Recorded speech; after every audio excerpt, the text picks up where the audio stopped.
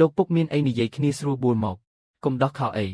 មើលទៅខ្យល់នៅឈឹងទូបក់មកដល់រដូវរងាមែនកូនកុំខ្លាចអីលោកពុកត្រូវតែស្ងប់អារម្មណ៍ណា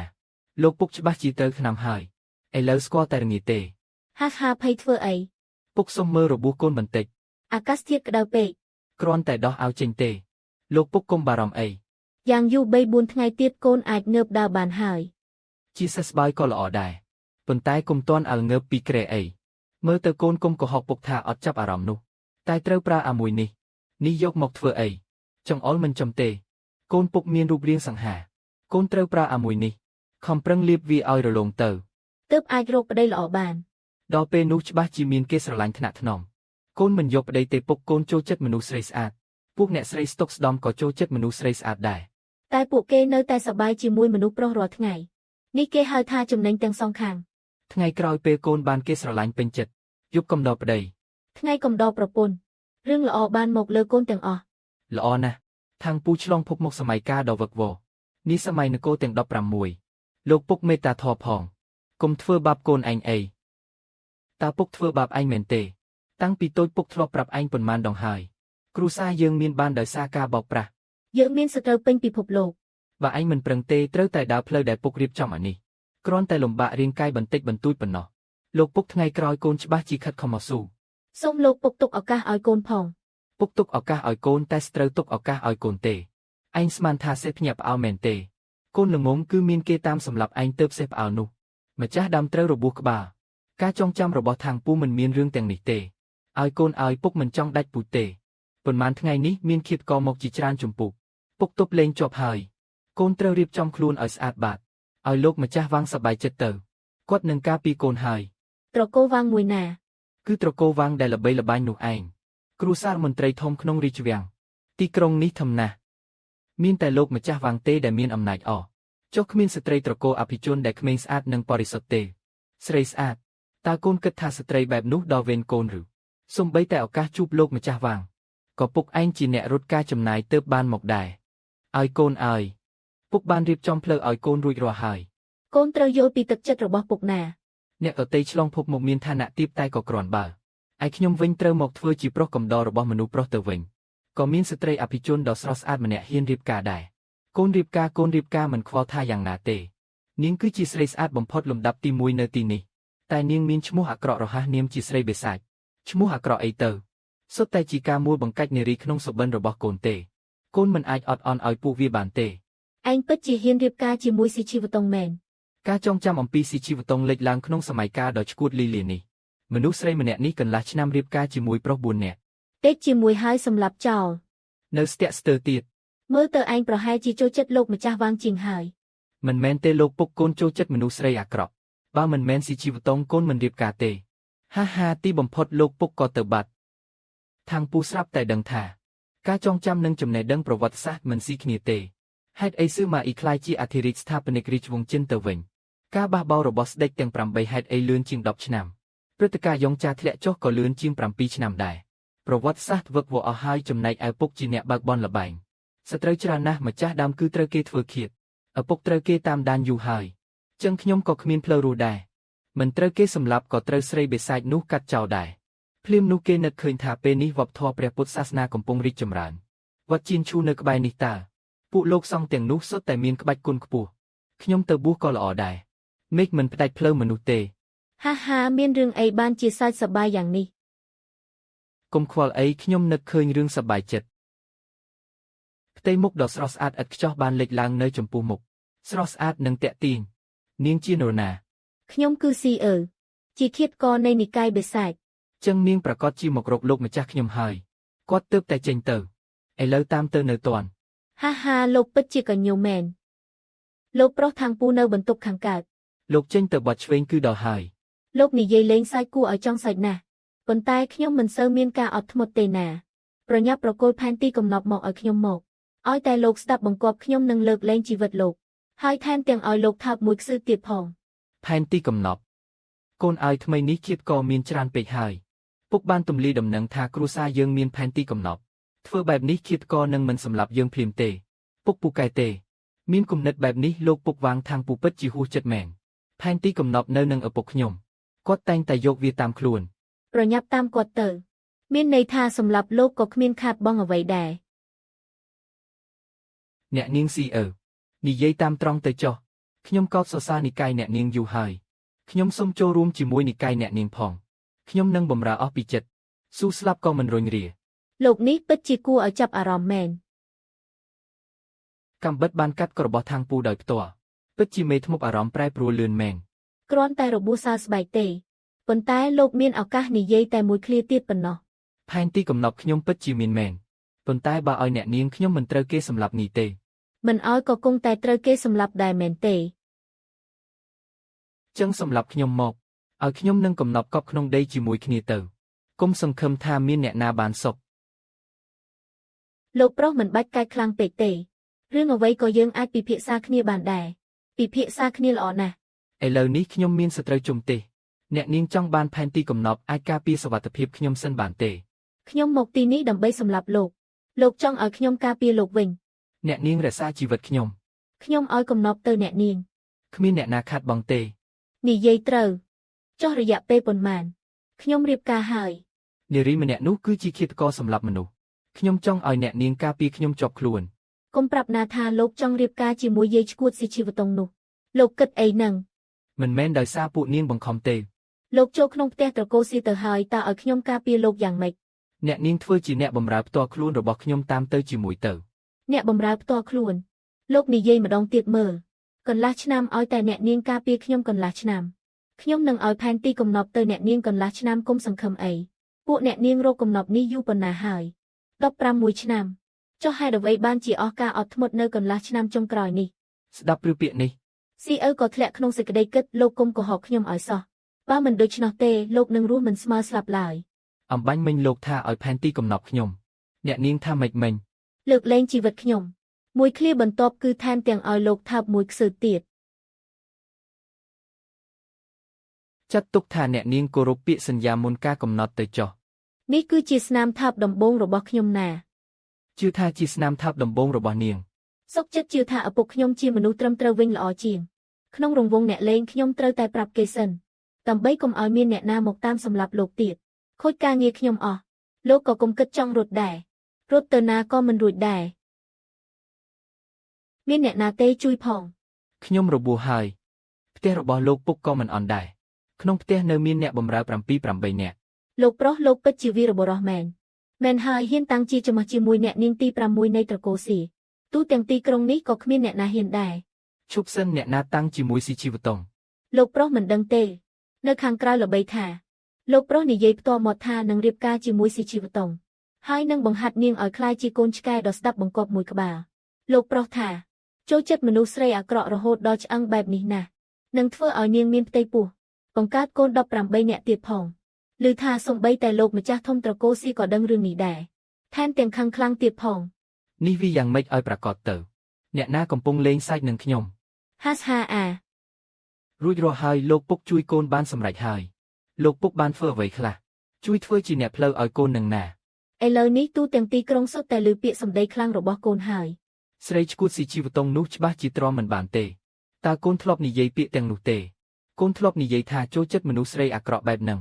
ពុកគ្រាន់តែបន្ថែមគ្រឿងផ្សំបន្តិចបន្តួចប៉ុណ្ណោះលោកពុកឲ្យលោកពុកនេះចង់ឲ្យកូនស្លាប់មែនទេកូនទើបតែចេញទៅព្រឹកមិញពុកក៏ត្រូវគេតាមសម្លាប់ទៀតហើយមានរឿងអ្វីកើតឡើងខាងពូនិយាយពីរឿងរបស់ស៊ីអឺលោកពុកដកដង្ហើមធំកូនសាក់គិតមើលថាគំនិតរបស់ពុកមានប្រយោជន៍ទេ មានប្រយោជន៍ឯណាបើមានគំនិតនេះក្នុងផ្ទះបន្ទប់កូនកំឡោះរបស់កូនច្បាស់ជាคล้ายជាកន្លែងស្លាប់មិនខានខាងពូឈៀនជើងចេញមក លោកពុកកូនមិនចង់រៀបការទេកូនខ្ញុំនៅទីនេះគេរងចាំនាងយូរហើយ គឺលោកមែនទេដែលថានឹងបង្ហាត់ខ្ញុំឲ្យคล้ายជាកូនឆ្កែដ៏ស្ដាប់បង្គាប់ គំនិតដ៏ល្អរបស់លោកពុកពិតជាញុះញង់ស្រីបិសាចមែន ពេលលៀងថែមទាំងមកដល់ទីនេះដោយផ្ទាល់ទៀតគឺលោកមែនទេដែលថាចង់ឲ្យខ្ញុំមានផ្ទៃពោះហើយឲ្យខ្ញុំបង្កើតកូន18នាក់នោះ ហាហាល្អណាស់គឺកូនប្រុសខ្ញុំທາງពូនេះហើយពេលនេះទោះបីជាវាស្លាប់ក៏គ្មានប្រយោជន៍អ្វីដែរមានតែត្រូវប្រឈមមុខស៊ូស្លាប់អ្នកនាងគឺស៊ីជីវតុង ចេញមកឲ្យខ្ញុំមើលបន្តិចមើលបើគេឈ្មោះស្រីស្អាតលំដាប់ទី1មិនពិតដូចពាក្យគេថា ខ្ញុំក៏មិនខ្ជិះខ្ជីពេលបង្ហាត់បង្រៀននាងដែរនិយាយចប់ស្រីស្អាតដ៏ត្រជាក់ស្រីម្នាក់ដែលចេញមកយឺត ទុកបណ្ណាការនៅទីនេះចង់ທາງពូយកទៅជាមួយខ្ញុំ ជួយផងស៊ីឲ្យឆាប់មកទីនេះមកមនុស្សក្នុងពិភពលោកនេះសុទ្ធតែឈួតទាំងអស់លោកពុកលោកពិតជាធ្វើបាបកូនខ្លាំងណាស់ មានអ្វីខុសប្រក្រតីហើយលោកពុកមនុស្សម្នាក់ដែលគ្មានក្នុងបង្អែកសោះអាចរស់នៅក្នុងទីក្រុងនេះបានយ៉ាងរលូនតើពិតជាមនុស្សល្ងងមែនទេទោះបីគាត់តែងតែគំរាមខ្ញុំរឿងនេះគឺគ្រាន់តែចង់បង្ខំឲ្យខ្ញុំជ្រើសរើសស៊ីជីវតុងប៉ុណ្ណោះត្រកូលស៊ីនៅសម័យចិនខាងកើតពិតជាមានសុវត្ថិភាពមែនអ្នកបងប្រុសមានការអីនិយាយគ្នាស្រួលបួលមកកុំដោះខោខ្ញុំអីបរោះមៀតធំ4នាក់ដែលដោះអាវបានស្រាតសម្លៀកបំពាក់ທາງពូសោត្រឹមខោត្រណប់មួយអ្វីដែលគួរឲ្យខ្លាចបំផុតនោះគឺម្នាក់ក្នុងចំណោមនោះថែមទាំងយកកាំបិតសម្រាប់ជ្រូកមកទៀតឈប់សិនស៊ីជីវតុងនាងត្រូវការខ្ញុំមិនមែនឬហេតុអ្វីនាងជាកូនស្រីទី6របស់ត្រកូលស៊ីម្ដាយគ្រាន់តែជាប្រពន្ធចុងហើយបានស្លាប់បាត់ទៅទៀតនាងមានឋានៈទាបហើយថែមទាំងមានឈ្មោះអាក្រក់ទៀតត្រកូលស៊ីអាចអត់អន់ហើយថែមទាំងឲ្យទីធ្លាដាច់ដោយឡែកដល់នាងចឹងនាងប្រកាសជាមានតម្លៃដែលអ្នកក្រៅមិនដឹងហើយទឹកមុខរបស់ស៊ីជីវតុងហាក់ដូចជាមិនប្រែប្រួលសោះគ្មានអារម្មណ៍អ្វីសោះបន្តទៀតលោកមិនមែនជាមនុស្សឈួតទេថែមទាំងឆ្លាតទៀតមនុស្សឆ្លាតម្នាក់ហេតុអ្វីត្រូវរៀបការជាមួយមនុស្សប្រុសរហូតធ្វើឲ្យខូចឈ្មោះខ្លួនឯងភាគច្រើនគឺនាងកំពុងប្រឆាំងនឹងការរៀបការចេញទៅក្រៅទាំងអស់គ្នាលោកអាចគិតដល់ចំណុចនេះអាចទុកអាមួយនោះបានហើយអរគុណក្រៅពីផ្ទះត្រកូលស៊ីលោកច្បាស់ជាស្លាប់ចង់លាក់ខ្លួននៅទីនេះពាក្យអំបញ្ញមិញនៅមិនទាន់គ្រប់គ្រាន់ទេតាក់ទងនឹងអាពាហ៍ពិពាហ៍តែបែរជាបន្តសម្រាប់ប្តីមើលទៅប្តីមុនរបស់នាងប្រភពមិនច្បាស់លាស់ទេឯខ្ញុំមានប្រភពច្បាស់លាស់គឺជាខែដែលនាងត្រូវការបំផុតឪពុកលោកឆ្លាតណាស់យល់ច្បាស់ពីរឿងជាច្រើនរបស់ខ្ញុំ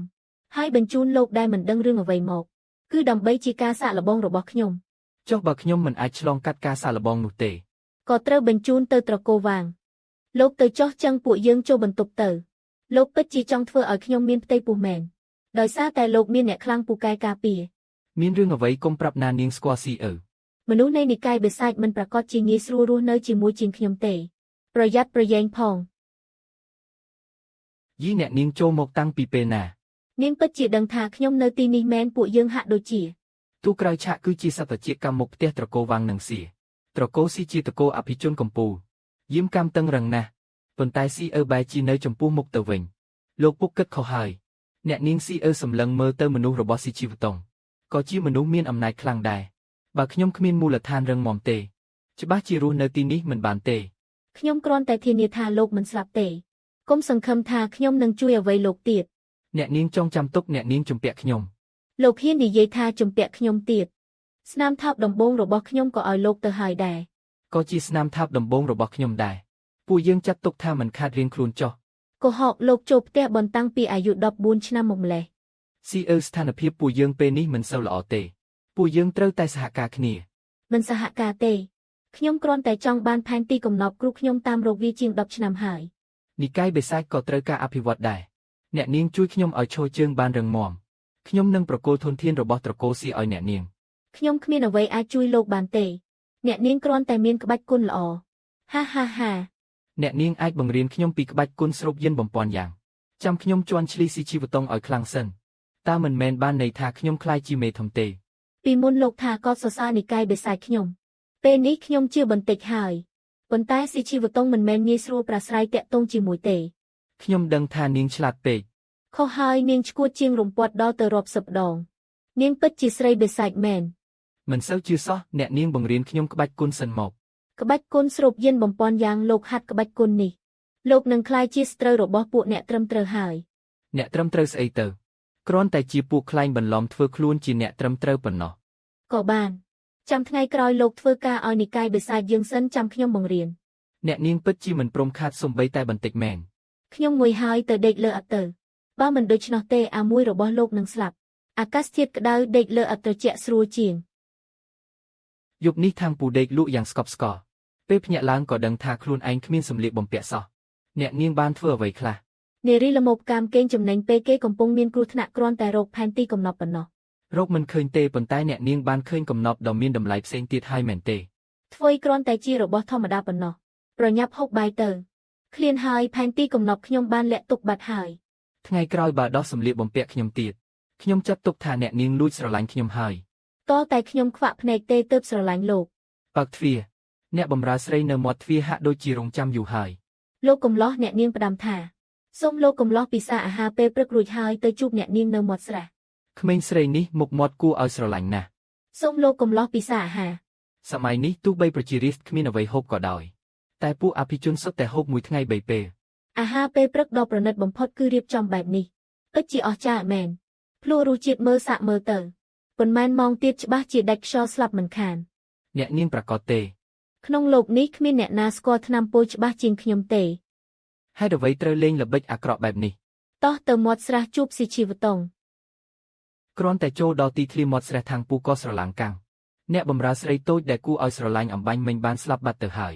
ស៊ីជីវតុងនៅតែមើល មើលចុះខ្ញុំប្រាប់ហើយតើនាងអន់ជាងឈួតទៅទៀត ក្នុងពិភពលោកនេះគ្មានមនុស្សធម្មតាទេ ប្រពន្ធដើមរបស់ឪពុកឈ្មោះស៊ុនរ៉ូនៅតែមានសម្រស់ស្រស់ស្អាតនាងរស់នៅមេម៉ាយ8ឆ្នាំមកហើយប្រសិនបើលោកអាចតាក់ទាញនាងបាន តាក់ទាញម្ដាយក្មេកខ្ញុំស្ដាប់មិនខុសទេមែនទេនៅលើផ្លូវស៊ីជីវតុងនៅតែកាប់សាកសពផ្ទុយស្រឡះពីសម្លៀកបំពាក់ពណ៌របស់នាងទាំងស្រុង ជនក្បត់គួរតែត្រូវស្លាប់លោកក៏ទៅកាប់ប៉ុន្មានកំបិតទៅ មិនបាច់ទេមិនបាច់ទេ មនុស្សក៏ស្លាប់បាត់ទៅហើយលោកគួរតែសាកល្បងអារម្មណ៍រំភើបនេះហើយបន្សាំខ្លួនជាបណ្ដាលទៅ ស៊ីអឺនិយាយត្រូវមែនស៊ីជីវតុងពិតជាស្រីបេសាច់មែនងាកមកវិញស៊ីអឺបាត់ខ្លួនទៅហើយ បើចិត្តមិនសាហាវទេក៏មិនអាចទទួលយកសោកនាដកម្មបានដែរហើយក៏មិនអាចទ្រាំទ្រនឹងសម្ពាធនៃកិច្ចការធំបានដែរ អ្នកនាងហៅខ្ញុំមកជួបមានការអ្វីដែរ នៅលើខ្លួនមានឈាមខ្ញុំទៅលាងខ្លួនសិនលោករងចាំខ្ញុំនៅសាលាដីកា នៅតែស្លៀកពាក់ពណ៌សដែរស្ត្រីអភិជនសម័យនេះនិយមពណ៌ស្វាយនិងពណ៌បៃតងហេតុអ្វីនាងចូលចិត្តពណ៌ សម្លឹងមើលខ្ញុំសូមកុំប្រើក្រសែភ្នែកតាមដានត្រូវបង្ហាញក្តីស្រឡាញ់ទើបសាកសមនឹងឋានៈរបស់លោករូបរាងអ្នកនាងបែបនេះខ្ញុំពិតជាស្រឡាញ់មិនចុះមែនផ្ទះនេះធំណាស់មានតែរបស់មួយនេះទេលីហៅពីយានគឺជាអ្នកយាមបន្ទប់ជំហៀងរបស់ខ្ញុំមានចារកម្មជាច្រើននៅទីនេះខ្ញុំស្ទើរតែត្រូវបានគេតាមដានគ្រប់ពេលការលួចធ្វើឃាតស្រដៀងគ្នានេះនឹងបន្តកើតមានលោកគួរតែប្រុងប្រយ័ត្នបន្តិច ហេតុអ្វីខ្ញុំមានអារម្មណ៍ថានៅទីនេះគ្រោះថ្នាក់ជាងខាងក្រៅទៅទៀត នៅលើពិភពលោកនេះដើមឡើយគ្មានកន្លែងណាដែលមានសុវត្ថិភាពដាច់ខាតនោះទេលោកឥឡូវនេះខ្សោយណាស់អាចប្រើផែនទីកំណប់ដើម្បីចងជើងមេធ្មប់នោះបាន នាងមានសមត្ថភាពខ្លាំងណាស់ពិតជាហួសចិត្តមែនហេតុអ្វីនាងក៏ដឹងរឿងផែនទីកំណប់ដែរលោកពុកបានប្រាប់នាងពីរឿងប៉ុន្មានទៅ ប៉ុន្តែកុំបណ្ដោយឲ្យមេធ្មប់នោះតាក់ទាញឲ្យសោះសម្រស់គឺជាការបន្លំខ្លួនរបស់នាងភាពសាហាវទៅជាចរិតពិតរបស់នាង ចុះនាងមានចំណុចខ្សោយទេ មនោសញ្ចេតនាគ្រួសារនាងមានវាសនាកំសត់ណាស់ប្រសិនបើលោកអាចធ្វើឲ្យនាងចាត់ទុកលោកជាសាច់ញាតិលោកមានសុវត្ថិភាពគ្រប់គ្រាន់ហើយប្រើប្រាស់មិនបានល្អសូមអបអរសាទរផងនាងគឺជាមនុស្សឆ្កួត ហេតុអ្វីអ្នកទាំងអស់គ្នាហៅគ្នាទៅវិញទៅមកថាឆ្កួតបែបនេះតើអ្នកស្គាល់គ្នាប៉ុន្មានឆ្នាំមកហើយ ផ្ទះនេះធំណាស់ប្រសិនបើលោកពិតជាចង់ឈរជើងឲ្យបានរឹងមាំលោកចាំបាច់ត្រូវបង្ហាញសមត្ថភាពមួយចំនួនពិធីជប់លៀងល្ងាចនេះលោកចាំបាច់ត្រូវចូលរួម ស្វាមីទាំង4មុនរបស់អ្នកនាងតើពួកគេត្រូវបានអញ្ជើញឲ្យចូលរួមពិធីជប់លៀងល្ងាចដែរឬទេ អត់ទេលោកដឹងទេថានេះមានន័យយ៉ាងម៉េច មើលទៅឪពុកលោកដែលជាមន្ត្រីធំក្នុងរាជវាំងដឹងគ្រប់យ៉ាងខ្ញុំមិនមែនជាចារកម្មទេតែជាស្វាមីដែលអ្នកនាងបានជ្រើសរើស ដូច្នេះការបង្ហាញខ្លួនរបស់ខ្ញុំលើកនេះក៏នឹងឆ្លុះបញ្ចាំងពីការមើលឃើញរបស់អ្នកនាងដែរចុះបើខ្ញុំធ្វើមិនបានល្អវិញការយកចិត្តទុកដាក់ដែលខ្ញុំទទួលបាននឹងថយចុះលោកនឹងត្រូវគេបណ្តេញចេញ ហេតុអ្វីបានជាមានរឿងបន្តិចក៏ចង់បណ្តេញចេញអញ្ចឹងរស់នៅទីនេះពិតជាពិបាកណាស់ អាចនិយាយបែបនេះបានដឹងទេថាហេតុអ្វីបានជាឪពុកលោកបញ្ជូនលោកមក នៅទីនេះពិបាកណាស់ប៉ុន្តែនៅទីនេះក៏មានឱកាសឡើងខ្ពស់ទៅដែរមេធ្មប់ស្រីនេះសាច់ហើយທາງពូភ្លាំងភ្លាត់សម្លឹងមើលមួយផ្លែត អាចយល់ពីរឿងទាំងនេះខ្ញុំពេញចិត្តណាស់ដែលលោកសរសើរខ្ញុំថាឆ្លាតប្រសិនបើលោកអាចទប់ទល់នឹងឧបសគ្គយុគនេះបាននោះខ្ញុំនឹងផ្ដល់ធនធានឲ្យលោកខ្លះដើម្បីឲ្យលោកបានជឿនលឿន មានអ្វីអាចណែនាំខ្ញុំជាមុនបានទេ ស៊ុនរ៉ូប្រពន្ធដើមរបស់ឪពុកខ្ញុំក៏អាចនិយាយបានថាជាម្ដាយក្មេករបស់លោកប្រសិនបើលោកអាចទទួលបានការពេញចិត្តពីគាត់នោះផ្លូវទៅមុខនឹងងាយស្រួលជាងនេះច្រើន ក៏បានសុនរោពុករបស់អ្នកនាងខ្ញុំស្ដាប់មិនខុសទេមែនទេ ប្រសិនបើលោកមិនថ្លង់ទេក៏ស្ដាប់មិនខុសដែរច្បាប់គ្រួសារតឹងរឹងណាស់ប្រសិនបើមានអ្នកណាចង់ធ្វើបាបលោកនោះមានន័យថាអ្នកដែលតាមញ៉ែខ្ញុំនោះបញ្ជូនមកធ្វើបាបលោកហើយលោកត្រូវតែរកវិធីការពារខ្លួនឯង អ្នកដែលតាមញ៉ែនាងតើជានរណាឲ្យប្រកាសប្រសិនបើខ្ញុំនៅតែមិនដឹងអត្តសញ្ញាណរបស់គេនោះវាពិបាកក្នុងការគ្រប់គ្រងកម្រិតណាស់ ស៊ឺម៉ាសាវ គឺពិតជាមនុស្សមានអំណាចមែន ស៊ឺម៉ារុយចាស់ទៅហើយស៊ឺម៉ាសាវគឺអធិរាជបន្ទាប់តើគាត់មានមហេសីហើយមែនទេវីវិនជូននោះជាមហេសីឯកមហេសីរងមិនទាន់កំណត់ទេ គាត់លួចសម្លឹងខ្ញុំយូរហើយប៉ុន្តែបច្ចុប្បន្នព្រះចៅអធិរាជកាន់តែចង់ឲ្យគាត់រៀបការជាមួយកូនស្រីត្រកូលវាំងនៅឡាំងយ៉ា ចុះលោកពុករបស់នាងស៊ីមានយោបល់យ៉ាងណាដែរ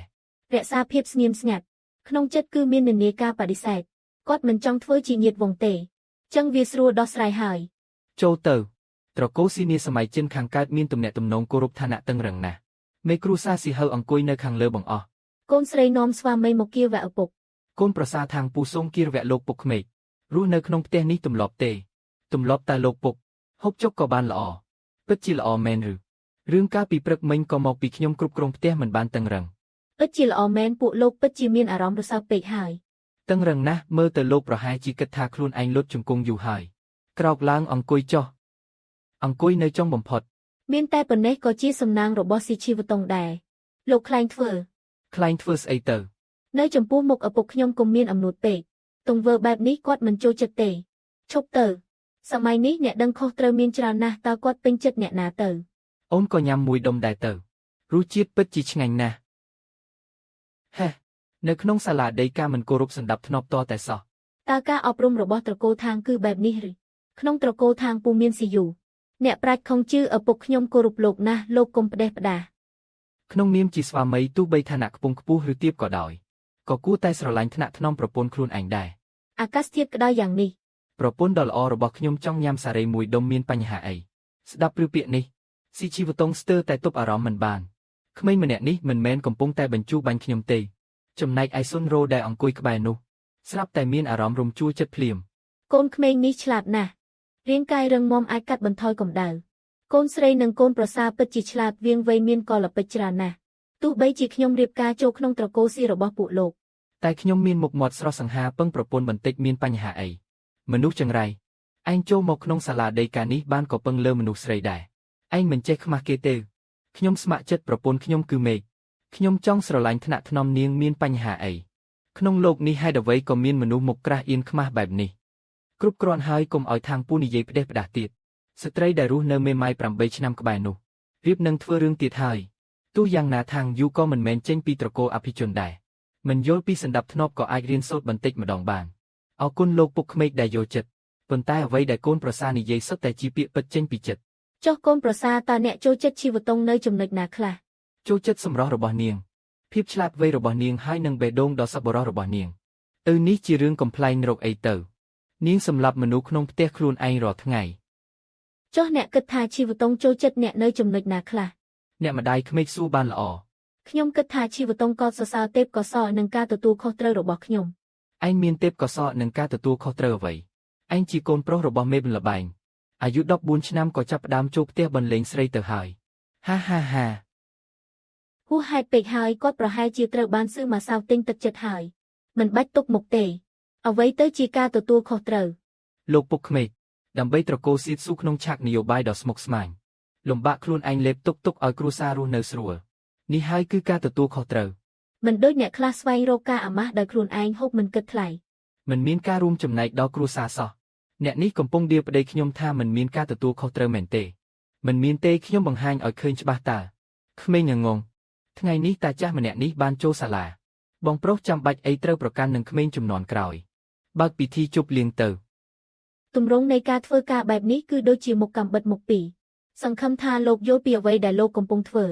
ខ្ញុំយល់ខ្ញុំគឺត្រូវតែក្រោកឈរតាំងហើយ ម្ដាយខ្ញុំចូលចិត្តព្រះពុទ្ធសាសនា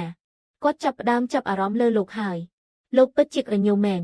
ប្រសិនបើលោកអាចតាក់ទាញចំណាប់អារម្មណ៍ក្នុងវគ្គកម្សាន្តបន្ទាប់ពីពិធីជប់លៀងទទួលបានការទះដៃអបអរលើកដំកើងឋានៈលោកក្នុងចិត្តឪពុកម្ដាយខ្ញុំបន្ថែមទៀតខ្ញុំនឹងគេងជាមួយលោករដូវផ្ការីករបស់ខ្ញុំទីបំផុតក៏មកដល់ហើយ ការជែកគ្នាបន្ទាប់ពីអាហារគឺជាការកំសាន្តចាំបាច់នៃជីវិតអភិជន គឺស្មើនឹងការប្រជុំអួតគ្នានៅសម័យទំនើប មេគ្រួសារខ្ញុំបានអញ្ជើញសិស្សមួយចំនួនឲ្យចូលរួមក្នុងការជែកនេះដោយចេតនាដើម្បីបន្ថែមក្តីរំភើបបន្តិចបើដូច្នោះមែនចូលមកអង្គុយចុះទាំងអស់គ្នា គឺសំដៅមកលើលោកហើយព្រោះលោកអះអាងថាខ្លួនឯងមានទេពកោសល្យ ខ្ញុំពិតជាមានមែន តាមដែលខ្ញុំដឹងកម្រិតចំណេះដឹងរបស់លោកត្រឹមតែចេះអានអក្សរប៉ុណ្ណោះ បើខ្ញុំអាចធ្វើឲ្យគេភ្ញាក់ផ្អើលបង្ហាញទេពកោសល្យដ៏អស្ចារ្យអ្នកនាងត្រូវថើបខ្ញុំមួយខ្សឹកព្រមទេ បើលោកធ្វើមិនបានខ្ញុំនឹងឲ្យអង្គរៈរបស់ខ្ញុំថើបលោកមួយយប់ ពួកអ្នកប្រាជ្ញដែលទៅមកដល់ម្នាក់ធ្វើមុខស្ងាយ ខំប្រឹងធ្វើរកពីជាអ្នកចេះដឹងនឹងខ្ពង់ខ្ពស់មេគ្រូសាថ្ងៃនេះទុកឲ្យខ្ញុំជាអ្នកចេញប្រធានបទចោះ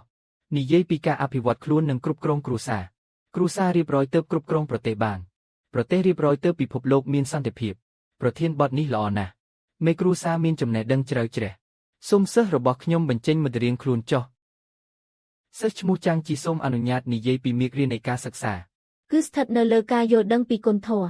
សំណួរនេះគេបានត្រូវរើគ្នាតាំងពីដំបូងមកម្លេះពួកគេចង់យកទ្រឹស្ដីនៃការអភិវឌ្ឍខ្លួននិងគ្រប់គ្រងគ្រួសារមកនិយាយឲ្យអស់រួចទៅទុកឱកាសឲ្យលោកនិយាយតាចាស់នោះហេតុអីក៏ពិសពោយ៉ាងនេះតើស៊ឺម៉ាសាវបានឲ្យផលប្រយោជន៍អ្វីខ្លះទៅគាត់បើខ្ញុំនឹងស៊ឺម៉ាសាវបានសម្រេចការងារធំគាត់ច្បាស់ជាខ្លាយជាសាច់ញាតិខ្សែរាជវង្សនេះគឺជាកិត្តិយសនិងភាពថ្លៃថ្នូរមួយមិនខុសមែនពួកអ្នកប្រាជ្ញចាប់ផ្ដើមបញ្ចេញមតិបន្តបន្ទាប់គ្នានិយាយបានយ៉ាងល្អឥតខ្ចោះសុទ្ធតែជាមនុស្សមានទេពកោសល្យថ្ងៃអនាគតមុខជារុងរឿងមិនខានពួកគេសុទ្ធតែខំប្រឹងរៀនសូត្រទាំងយប់ទាំងថ្ងៃមិនដូចក្មេងជំនាន់ក្រោយដែលគ្មានចំណេះដឹងខ្លះទេក្មួយស្រីជីវតុងឲ្យភ្នែកក្មួយមើលមនុស្សមិនសូវពូកែសោះសម្ដីរបស់គាត់គឺនិយាយជំនួសស៊ឺម៉ាសាវឲ្យលោកពុកស្ដាប់បើលោកឆ្លងមិនផុតវគ្គនេះទេលោកពុកក៏គ្មានហេតុផលត្រូវទុកលោកដែរឥឡូវនេះតម្លៃនៃការអួតអាងបានមកដល់ហើយអួតអាងឬហាហាបន្ទាប់ពីនេះអ្នកនាងនឹងបានឃើញថាអ្វីទៅដែលហៅថាអួតអាងលោកកុំធ្វើផ្ដេសផ្ដាសលោកពុកក្មេកខ្ញុំចង់និយាយពីមាត់លោកប្រកាសចិត្តហើយឬស៊ីជីវតុងកំពុងប្រមានທາງពូគុំឲ្យធ្វើរឿងងងខ្លៅប្រហែលជានៅអាចត្រឡប់ក្រោយបានប្រកាសណាស់តាចាស់នេះហ៊ាននិយាយផ្លែផ្កាឲ្យប្រពន្ធខ្ញុំទ្រាំមិនបានទេហាហាល្អខ្ញុំចង់ដឹងណាស់ថាក្មេងមាត់រឹងដូចឯងនេះអាចនិយាយពាក្យមានគុតអ្វីបានខ្លះមួយរំពេចនោះក្រសែភ្នែកមនុស្សគ្រប់គ្នាសុទ្ធតែសម្លឹងមកកាន់ທາງពូស៊ីយូតើលោកឈួតទេលោកគ្រាន់តែជាតាចាស់ជើងម្ខាងជោមឈូទៅហើយខំរៀនមួយជីវិតតើធ្លាប់ធ្វើអ្វីខ្លះសម្រាប់ពិភពលោកនេះមួយជីវិតមិនដែលសាងស្នាដៃអ្វីសោះចេះតែអង្គុយទៅទានគេនៅទីនេះពិតជាគ្មានភាពអៀនខ្មាស់មែនពិតមាត់តាចាស់ជ្រះដែលសំបីតែរឿងគ្រួសារក៏បែងចែកមិនដាច់ជីជនក្បត់បំផ្លាញគ្រួសារខ្លួនឯងក៏ហ៊ានមកនិយាយអួតពីការអភិវឌ្ឍខ្លួននិងគ្រប់គ្រងគ្រួសារដែរ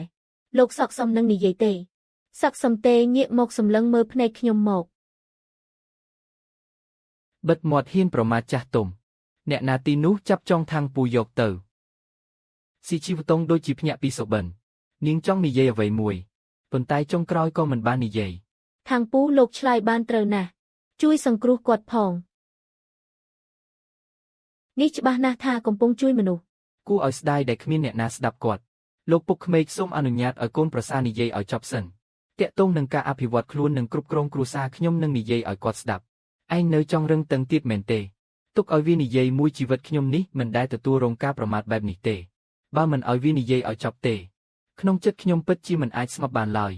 ពួកគាត់និយាយច្រើនយ៉ាងនោះសុទ្ធតែជាសម្ដីឥតប្រយោជន៍ភាពអាម៉ាស់នៃការអភិវឌ្ឍខ្លួននិងគ្រប់គ្រងគ្រួសារគឺស្ថិតនៅលើការស៊ើបអង្កេតការពិតគឺត្រូវស្វែងរកហេតុផលដែលបង្កប់នៅក្នុងរឿងរ៉ាវនីមួយហេតុផលគឺជាប្រភពនៃរាល់រឿងរ៉ាវទាំងពួងអ្នកកាន់សាសនាតាវហៅវាថាតាវស្វែងរកច្បាប់ធម្មជាតិនៃរាល់រឿងរ៉ាវឈានដល់កម្រិតនៃការវិលត្រឡប់ទៅរកភាពសាមញ្ញវិញខ្លាយជាមនុស្សធ្វើខ្លួនជាមនុស្សក៏ខ្លាយជាអ្នកប្រាជ្ញស៊ីយូស្រឡាំងកាំងហើយស្ដាប់ឡើងជក់ចិត្តស្ទើរតែទុកចិត្តមិនបានចង់យកប៊ិចមកកត់ត្រាឧទាហរណ៍លោកពុកក្មេកធ្នូឈើបាញ់ព្រួញដែកមានកម្លាំងទម្លុះវត្ថុផ្សេងមែនទេឯងនិយាយត្រូវយល់ច្បាស់ពីហេតុផលនេះតើយើងអាចពង្រីកទំហំធ្នូបានទេគ្រឿងយន្តធ្នូធំក៏កើតចេញពីនេះដែរប៉ុន្តែយើងនៅអាចបន្តអភិវឌ្ឍវាបានទៀតហេតុផលនេះអាចយកឈ្នះកម្លាំងដើមឈើបានក៏អាចប្រើលំកម្លាំងខ្លាំងអាចបំបែកទ្វារក្រុងបានប៉ុន្តែអ្នកណាអាចទាញធ្នូធំបែបនេះបានទៅមនុស្សទាញមិនរួចក៏បំពាក់ប្រព័ន្ធរកទៅប្រាកុលសេះទាញទៅឲ្យតែយល់ពីគោលការណ៍គឺអាចធ្វើបានគ្រប់យ៉ាងដូច្នេះខាងក្នុងជាអ្នកប្រាជ្ញខាងក្រៅជាស្ដេចទ្រឹស្ដីទស្សនវិជ្ជានេះពេលស្ដាប់ចប់មនុស្សគ្រប់គ្នាមានអារម្មណ៍ថាវិលមុខនិយាយពីរោះយ៉ាងណាក៏គ្រាន់តែជាការលេងវោហារសាស្ត្រមិនចាំបាច់ដែរលោកពុកក្មេកខ្ញុំនិយាយចប់ហើយមកទទួលទោសហើយអំបញ្ញមិញអ្នកស្រីមិនបានបញ្ជាទេចាប់ທາງពូយកទៅឃុំនៅបណ្ណាល័យឲ្យនៅម្នាក់ឯងគិតកំហុសທາងពូដឹងថាជោគជ័យហើយចំណេះដឹងមួយឈុតនោះគឺគ្រប់គ្រាន់អាចតាក់ទាញចំណាប់អារម្មណ៍បានហើយកុំភ្លេចការភ្នាល់របស់យើងណាលក្ខខណ្ឌក៏មិនអន់ដែរលោកកំឡោះពួកយើងនៅខាងក្រោមនេះហើយមានការអ្វីស្រែកហៅមកបានហើយត្រកូលស៊ីពិតជាត្រកូលធំមែនបណ្ណាល័យមានដល់ទៅ4ជាន់ឆ្លងកាត់ការលោឡាយប់នេះស៊ឺម៉ាសាវច្បាស់ជាស្អប់ខ្ញុំដល់ឆ្អឹងមិនខាន ត្រូវតែខំប្រឹងឡើងទៅលើទៀត គោរពអ្នកម្ដាយក្មេកហាហាហា ចាស់មែនតែក៏នៅស្អាត នេះមិនមែនចាស់ធម្មតាទេ គឺចាស់តែមានមន្តស្នេហ៍កម្រិតកំពូលខ្ញុំនិងកូនប្រសាត្រូវគេធ្វើបាបដល់ថ្នាក់នេះក៏ត្រូវតែទ្រាំ អ្នកម្ដាយក្មេកពិតជាចិត្តល្អមែនហើយក៏នៅក្មេងស្អាតទៀត ទុកជារង្វាន់សម្រាប់អ្នកម្ដាយក្រអូបណាស់ក្លិនក្រូចឆ្មាឬ អរគុណអ្នកម្ដាយក្មេកតើក្នុងបណ្ណាល័យយើងមានគម្ពីរព្រះពុទ្ធសាសនាទេ ឲ្យកូនប្រសាអានខ្លះផងពិតជាអស្ចារ្យណាស់ដើមពោតមិនមែនជាដើមឈើទេ ចិត្តដូចជាកញ្ចក់ភ្លឺត្រូវតែជូតសម្អាតជានិច្ចកុំឲ្យមានធូលីទំជាប់ កូនប្រសាឆាប់បិទមាត់ទៅកុំនិយាយពាក្យអស់ទាំងនេះទៀតអីហាហាអ្នកម្ដាយនៅទីនេះយូរប៉ុណ្ណាហើយមានអារម្មណ៍យ៉ាងណាដែរជីវតុងមានគួរតែគិតគូរឲ្យបានច្រើនបន្តិចហើយនេះគឺជាអាហារដ៏ឈ្ងុយឆ្ងាញ់ណាស់ឃើញទេមនុស្សឆ្កួតក៏មានចំណុចល្អរបស់មនុស្សឆ្កួតដែរគាត់គ្រាន់តែគិតថាខ្ញុំរើជំងឺឆ្កួតប៉ុណ្ណោះ លោកចេះទប់អារម្មណ៍ខ្លះផង គាត់មិនមែនជាម្ដាយបង្កើតរបស់នាងទេតែក៏ជាម្ដាយក្មេកខ្ញុំដែរខ្ញុំមិនខ្វល់ទេឲ្យតែគាត់អាចផ្ដល់ផលប្រយោជន៍ដល់ពួកយើងបានចឹងលោកក៏ឲ្យគាត់សប្បាយចិត្តខ្លះទៅ មិនមែនទេចុះកេរ្តិ៍ឈ្មោះដ៏ស្អាតស្អំរបស់ខ្ញុំវិញ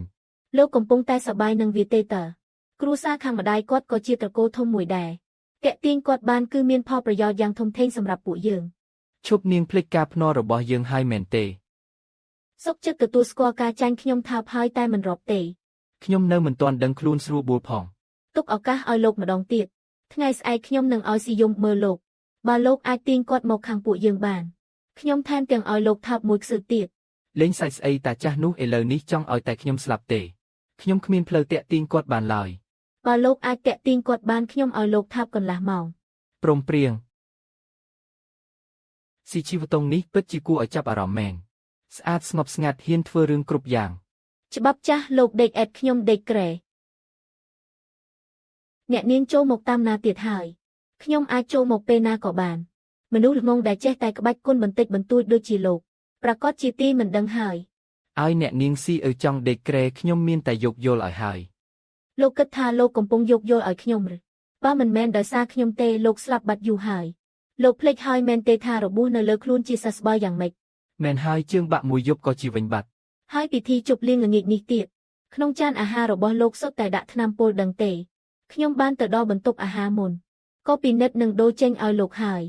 អញ្ចឹងចែកឲ្យអ្នកនាងស៊ីឲ្យដេកក្រែគឺជារឿងត្រឹមត្រូវហើយ ស៊ីជីវតុងមិនចង់រៀបការជាមួយស៊ឺម៉ាសាវទេហេតុអីស៊ីយូត្រូវតាមធ្វើបាបលោកការប្រកួតប្រជែងរវាងគ្រួសារធំកូនប្រសារដូចជាលោកមិនអាចមើលយល់ទេ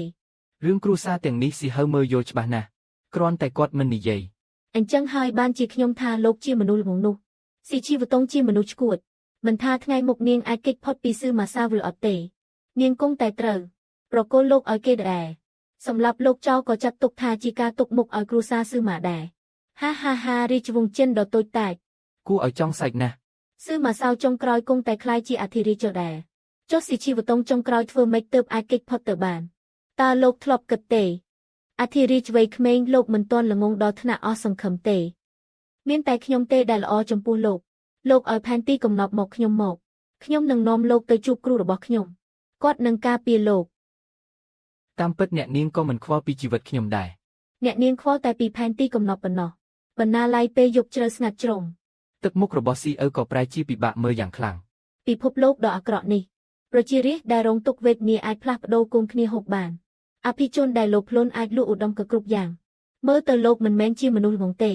គ្រាន់តែរៀងយឺតយ៉ាវបន្តិចប៉ុណ្ណោះ ស៊ីអ៊ូខ្ញុំគ្រាន់តែមិនចង់ដូច្នេះបើរឿងពិតបង្ខំឲ្យខ្ញុំត្រូវតែសម្របខ្លួនខ្ញុំនឹងឆ្លាតជាងមនុស្សគ្រប់គ្នាអ្នកនាងជឿអត់ស៊ីអ៊ូជ្រួញចិញ្ចើមថាំងពូឈរនៅក្រោមពន្លឺព្រះច័ន្ទ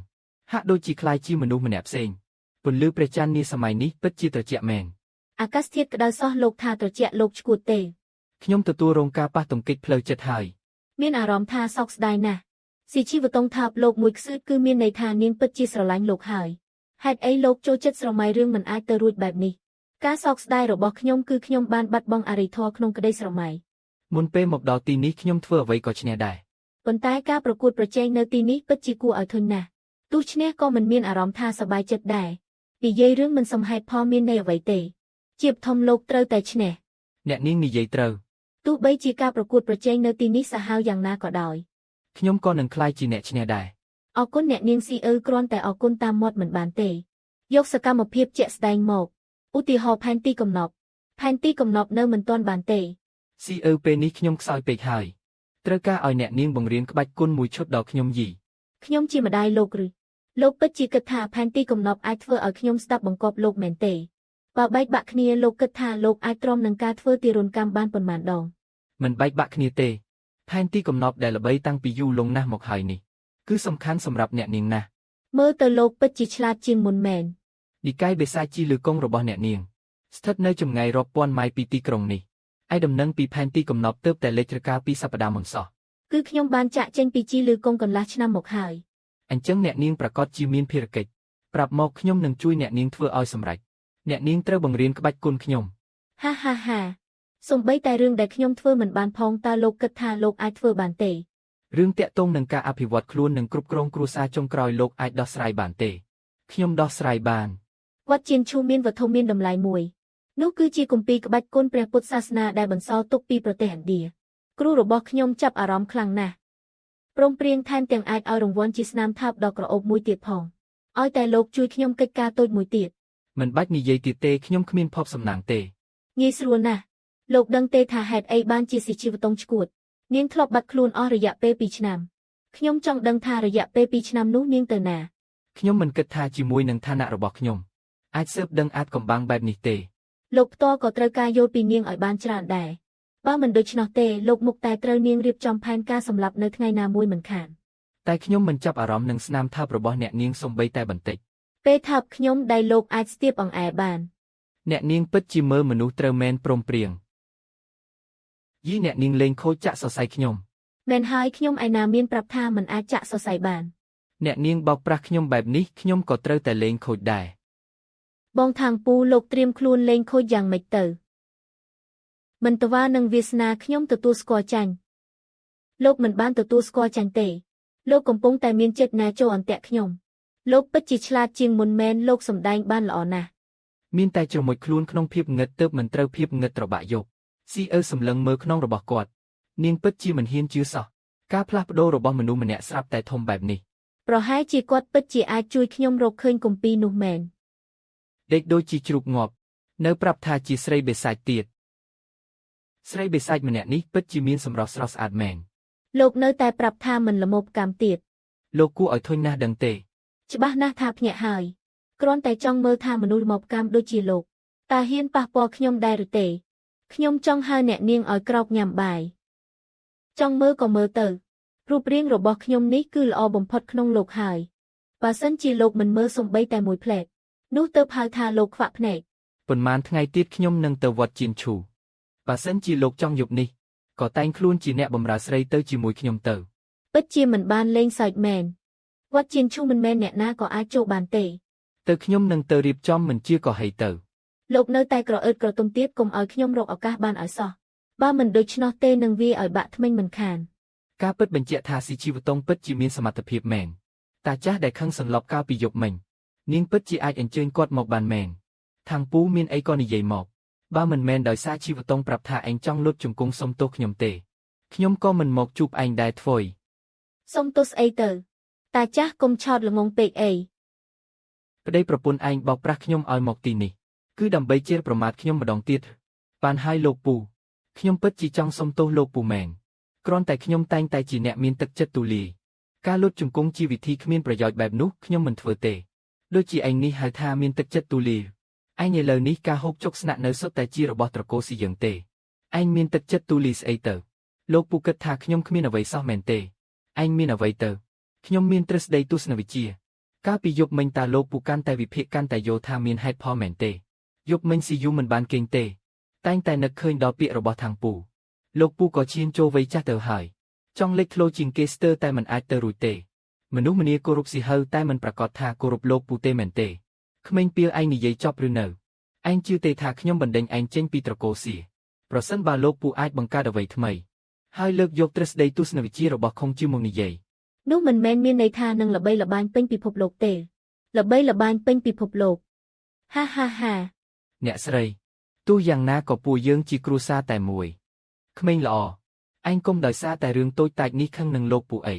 គ្រួសារតែមួយឯណាមានការគំនុំឆ្លងយប់នោះលោកពូ ឥឡូវនេះយើងអាចអង្គុយចុះនិយាយគ្នាស្រួលបួលបានទេ ប្រកាសជាបាន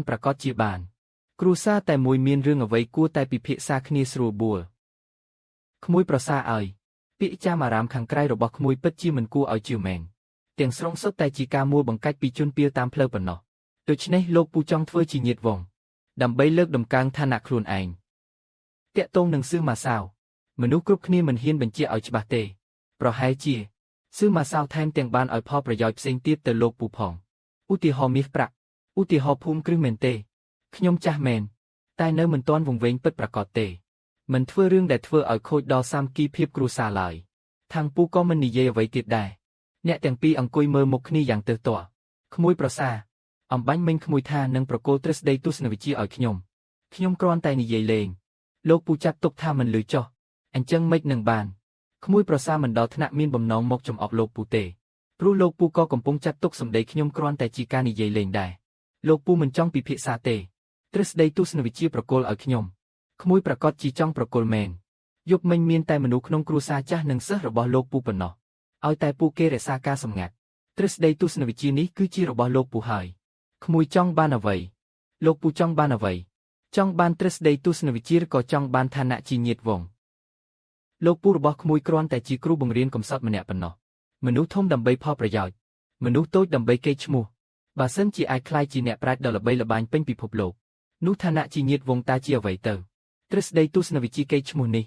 មិនមែនជាអ្វីដែលស្មាតូចតាចរបស់ខ្ញុំអាចទ្រាំទ្របានទេលោកពូមានសិស្សពេញពិភពលោកទើបអាចទ្រាំទ្រនឹងកេរ្តិ៍ឈ្មោះបែបនេះបានក្មួយចង់ឲ្យខ្ញុំបដិសេធសឺម៉ាសាវការពីជីវតុងត្រូវទេស៊ីជីវតុងពិតជាត្រូវការពីពួកយើងមែនឬក្មួយពិតជាមិនធម្មតាមែនខ្ញុំគ្រាន់តែសុំផ្លូវរស់សម្រាប់ខ្លួនឯងប៉ុណ្ណោះ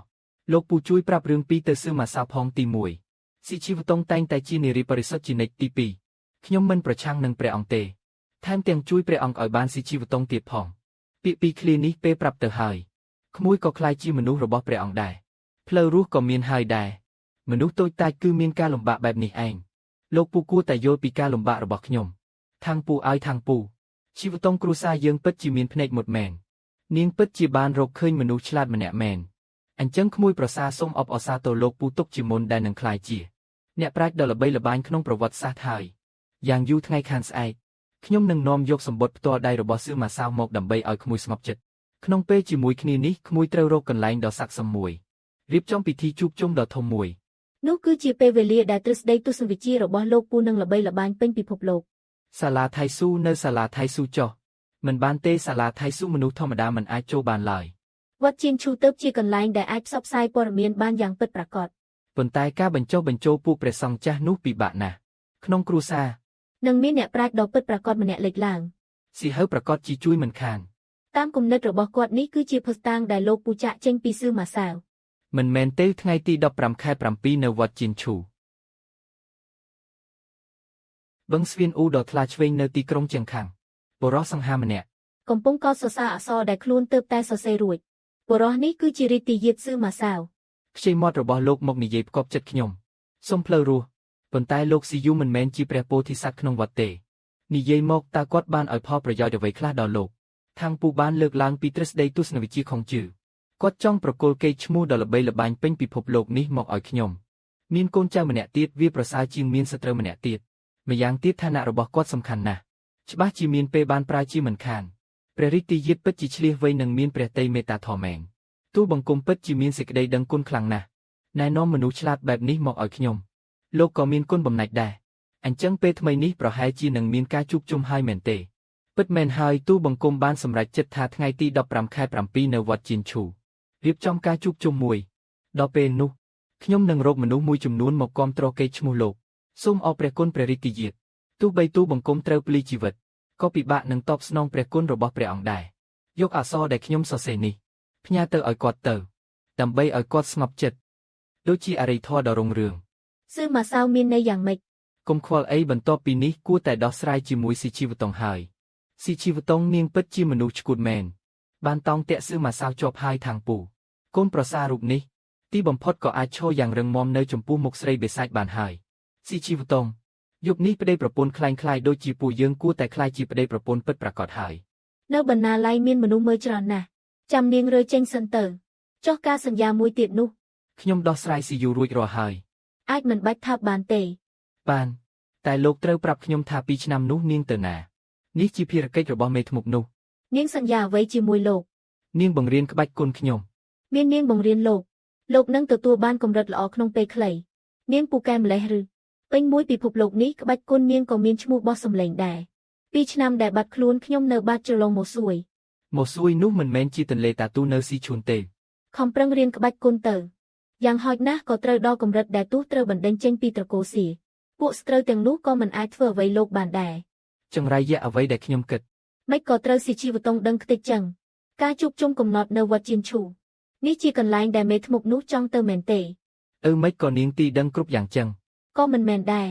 ឧទាហរណ៍ខ្ញុំក៏មិនដឹងថាលោកមានខឹងរួមដៃជាមួយស៊ីយូលោកខ្ញុំហើយចោះចូលជាមួយសឺម៉ាសាវដែរឬអត់ លេងហើយប្រញាប់ទៅបាត់ទៅខ្ញុំចង់ដេកហើយ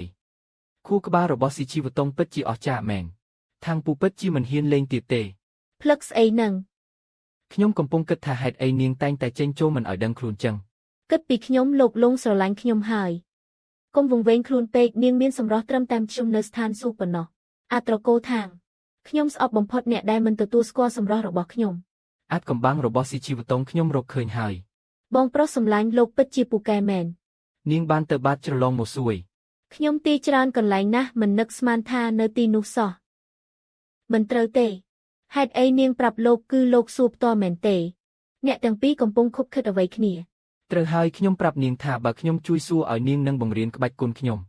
នាងក៏ប្រាប់តាមត្រង់ហ្មងយាយឈួតនោះពិតជាសង្ឃឹមល្អចំពោះលោកមែនទេនាងឯណាមានចិត្តល្អបែបនោះ ខ្ញុំមិនដឹងទៅ នាងថែមទាំងទីដឹងទៀតថា ថ្ងៃទី15ខែ7ពួកយើងនឹងទៅវត្តជៀនឈូ ទោះនាងឆ្លាតយ៉ាងណាក៏ដោយក៏មិនអាចគេចផុតពីក្រញាំដៃរបស់សឺម៉ាសាវដែរប៉ាតើចង់រៀនក្បាច់គុណប្រភេទណាស្រូបយិនបំពន់យ៉ាង គឺក្បាច់គុណដែលអាចធ្វើឲ្យខ្លួនឯងខ្លាំងបាននោះអី មនុស្សដូចជាលោកពិតជាស័ក្តិសមទៅរៀននៅផ្ទះខ្ញុំមែនប៉ុន្តែខ្ញុំមិនចេះទេ ចុះក្បាច់ស្រូបកម្លាំងធាតុគឺអាចស្រូបកម្លាំងខាងក្នុងរបស់អ្នកដទៃដោយផ្ទាល់คล้ายជារបស់ខ្ញុំ ហេតុអីលោកចេះតែចង់ដើរផ្លូវកាត់ចឹងព្រោះវាងាយស្រួលនឹងណាកុំសង្ឃឹមអីក្បាច់គុណផ្លូវងឹតបែបនោះអាយុមិនវែងទេខ្ញុំអាចបង្រៀនលោកនៅក្បាច់គុណបិសាចដ៏បរិសុទ្ធនៃនិកាយខ្ញុំ ស្ដាប់ឈ្មោះទៅលយណាស់តែវាយ៉ាងម៉េចទៅវិញ គឺគ្រូខ្ញុំបានស្រាវជ្រាវរាប់សិបឆ្នាំនៅឥណ្ឌាទើបបង្កើតបានជាក្បាច់គុណកម្ពុជានេះរួមបញ្ចូលទាំងក្បាច់គុណព្រះពុទ្ធសាសនាផ្សេង រៀនយូរប៉ុណ្ណាទើបអាចដល់កម្រិតដូចនាងបាន ស៊ីសងលើទេពក៏សោះហើយខ្ញុំរៀន10ឆ្នាំហើយអង្គុយឲ្យស្រួលខ្ញុំប្រើកម្លាំងខាងក្នុងជួយលាងសរសៃឈាមឲ្យលោកសិន ឈឺទេនឹង នេះមិនឈឺទេ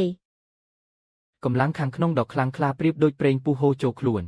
ខាងពូឈឺតតែវង្វេងស្មារតី ខាងពូផែនទីកំណប់នៅឯណា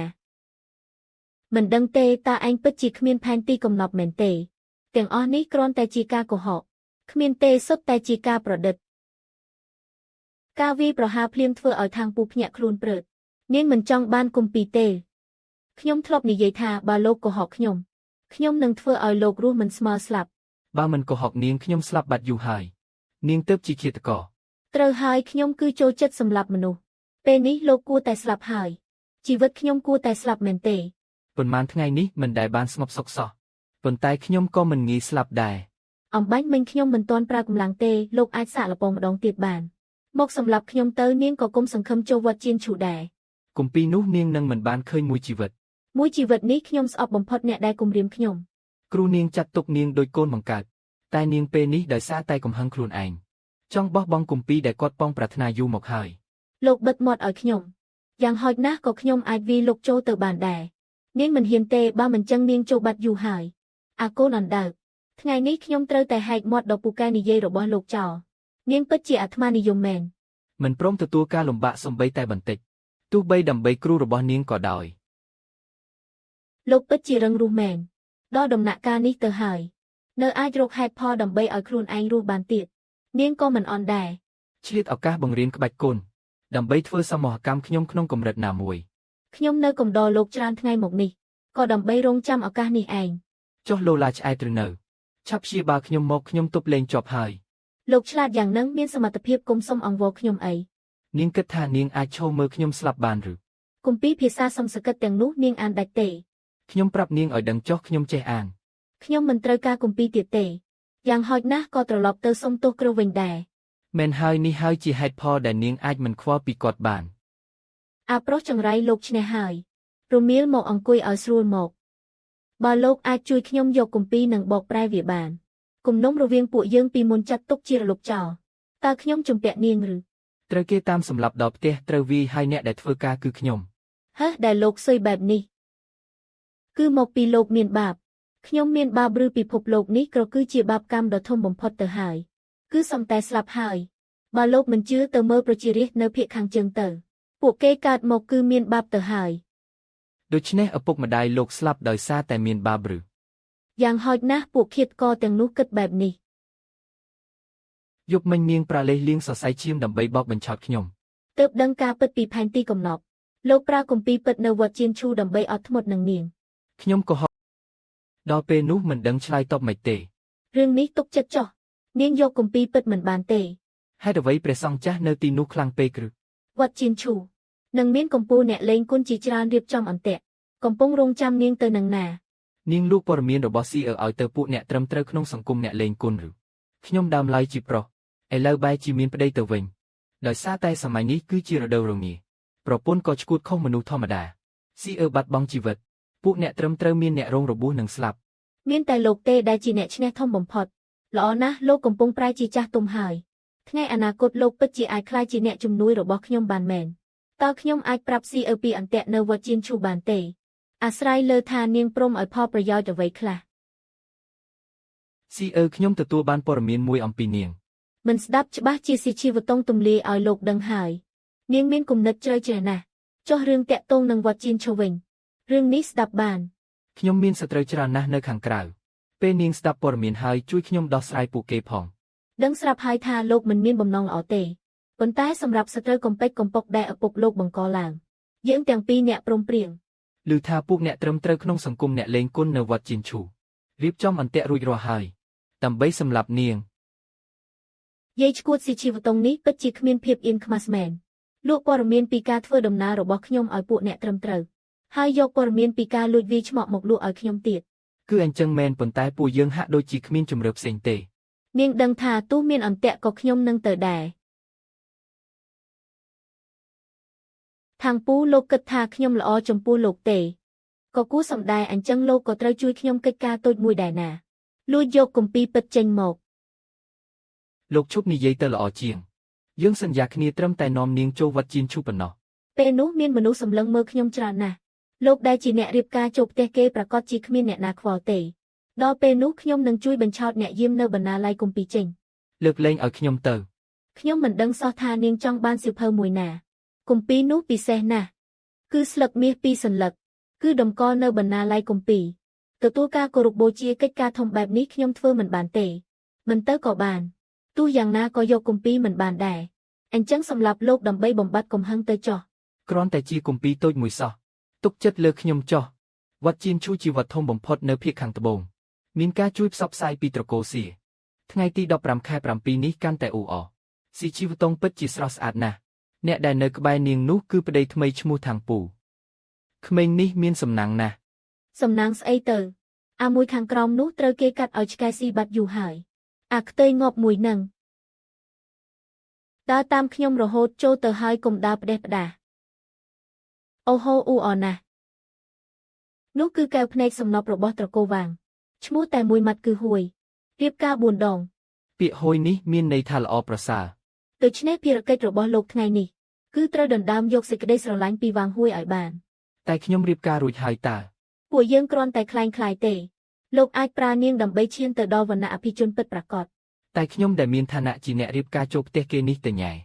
មិនត្រូវគេស្ដោះទឹកមាត់ដាក់ស្លាប់ទេ ខាងពូខ្ញុំតែងតែជាមនុស្សត្រង់បើលោកដណ្ដើមវាងហួយមិនបានទេថ្ងៃអនាគតលោកពិបាកនឹងរស់រានមានជីវិតណាស់ ខាងពូភ្ញាក់ផ្អើលស៊ីជីវតុងហាក់ដូចជាមើលធ្លុះគាត់អញ្ចឹង ប៉ុន្មានថ្ងៃនេះចារកម្មក្នុងផ្ទះស្រាប់តែនៅស្ងៀមនេះបញ្ជាក់ថាលោកបានតាមរយៈស៊ីយូចុះចូលជាមួយស៊ឺម៉ាសាវហើយអញ្ចឹងខ្ញុំគួរធ្វើម៉េចឈួតជាមួយនាង ចុងក្រោយប្រគល់ខ្ញុំឲ្យធ្វើជាអ្នកស្លាប់ជំនួសឬ នេះជាសម្ដីរបស់ស៊ីអឺលនាងគ្រាន់តែជាស្រីបិសាចដែលធំដឹងក្តីនៅជីលឺកុងមានប្រាជ្ញានយោបាយស្អីទៅ ពួកអ្នកកំពុងនិយាយរឿងអីថ្ងៃនេះជារឿងធំរបស់បងប្រុសជីដូនមួយរឿងផ្សេងទៀតទុកនិយាយពេលក្រោយ ខាងពូចាំទុកហាមទៅជួយស៊ីអឺទី2ត្រូវយកឈ្នះវាងហួយឲ្យបានបើមិនដូច្នោះទេលោកមានតែស្លាប់ប៉ុណ្ណោះ នាងកំពុងនិយាយពីរឿងអ្វីឲ្យប្រាកដអ្នកណាទីនោះចង់សម្លាប់ខ្ញុំទៀតការជួបជុំប្រព្រឹត្តទៅយ៉ាងរលូនពួកអ្នកប្រាជ្ញនាំគ្នាបញ្ចេញមតិគ្រាន់តែការបញ្ចេញមតិចុងក្រោយត្រូវបានបដូរពីខាងពូមកស៊ីយោវិញទស្សនវិជ្ជាថ្មីបានលេចចេញមកយ៉ាងអស្ចារ្យ ពិតជាមុខជំនួញមែនគាត់ស្រាប់តែខ្លាចជាអ្នកប្រាជ្ញដ៏ពិតប្រាកដម្នាក់ភ្លាមគួរឲ្យចង់សើចមែន ខ្ញុំគ្មានជំរឿទេខ្ញុំដើរខុសមួយជំហានគឺស្លាប់ អំបាញ់មិញស៊ីជីវតងទើបតែប្រាប់ថាខ្ញុំមានគ្រោះធំមិនគួរទេព្រះសង្ឃចាស់នៅវត្តជៀនឈូទូជាខ្លែងធ្វើជាអ្នកត្រឹមត្រូវក៏ដោយតែក៏មិនដល់ថ្នាក់ចោះដៃសម្រាប់លោកដែរ ស៊ីអ៊ូនាងគិតថានៅមានអ្នកណាទៀតចង់ឲ្យខ្ញុំស្លាប់ មិនដឹងទេម៉ោង 5:03 នាទីមកដល់បណ្ណាល័យគម្ពីរឲ្យទៀងពេលដើម្បីលួចយកគម្ពីរបើមិនជោគជ័យខ្ញុំប្រហែលជាអ្នកដែលចង់ឲ្យលោកស្លាប់នឹងឯង ស៊ីអ៊ូចេញទៅនាងមិនមានចិត្តអាណិតចំពោះរឿងដែលທາງពូជួបប្រទះទេស៊ីជីវតុងក៏មិនយល់ពីភាពតច្រករបស់ທາງពូដែរពួកយើងគ្រាន់តែជាមនុស្សតូចតាចប៉ុណ្ណោះខ្ញុំដឹងពីសេចក្តីទុក្ខក្នុងចិត្តលោកប្រាជ្ញារបស់លោកត្រូវបានគេលួចមករកខ្ញុំមានការអីពួកយើងសុទ្ធតែជាមនុស្សដូចគ្នាសុទ្ធតែជាស្រមោចដែលពួកអ្នកធំបោះបង់ចោលទោះបីជាលោកទទួលរងតួនាទីជាទូកំប្លែងនេះក៏ដោយប៉ុន្តែលោកប្រកាសជាទទួលបានផលតបស្នង ហាហាហា ប្រាក់កាក់លំនៅឋានខ្ញុំមិនខ្វល់ទេអ្វីដែលខ្ញុំចង់បានគឺអនាគតគឺកេរ្តិ៍ឈ្មោះទៅតួអង្គតូចតាចដូចពួកយើងមានតែផឹកស្រាឲ្យស្រវឹងខ្លួនឯងប៉ុណ្ណោះអ្នកទាំងពីរបានដើរចេញពីហ្វូងមនុស្សមកដល់ព្រៃដ៏ស្ងាត់ជ្រងមួយខ្ញុំយកស្រាល្អមួយពីងមកពិសេសពួកយើងអាចអ្នកណាបញ្ជាលោកឲ្យមកចិត្តខ្ញុំគោលបំណងគឺអ្វីយល់ច្រឡំហើយខ្ញុំគ្រាន់តែចង់ឲ្យលោកមកផឹកស្រាប៉ុណ្ណោះពួកអ្នកប្រាជ្ញគឺមើងងាយអ្នករៀបការចូលផ្ទះគេដូចខ្ញុំនេះបំផុតហើយ ឈប់ពុតធ្វើទៀតទៅហាហាហា លោកពិតជាវាងវៃមែនប៉ុន្តែខ្ញុំមិនមែនជាអ្នកប្រាជ្ញដែលគ្មានកម្លាំងចង់មន់នោះទេ អ្នកណាបញ្ជាលោកមកគឺស៊ីយូចង់បំបត្តិមាត់មែនទេ អាល្ងងគឺព្រះរាជទាយាទនឹងណានឹកស្មានមិនដល់មែនទេសឺម៉ាសាវមិននឹងអាចទៅរួចព្រះរាជទាយាទចូលចិត្តមនុស្សឆ្លាតប៉ុន្តែទ្រង់មិនចូលចិត្តឲ្យមានមនុស្សឆ្លាតនៅក្បែរស៊ីជីវតុងទេខ្ញុំរៀងយល់ពីរបៀបគិតរបស់ពួកអ្នកហើយហួសពេលហើយមិត្តភ័ក្តិដែលលាក់ខ្លួនសូមចេញមកជួយខ្ញុំផង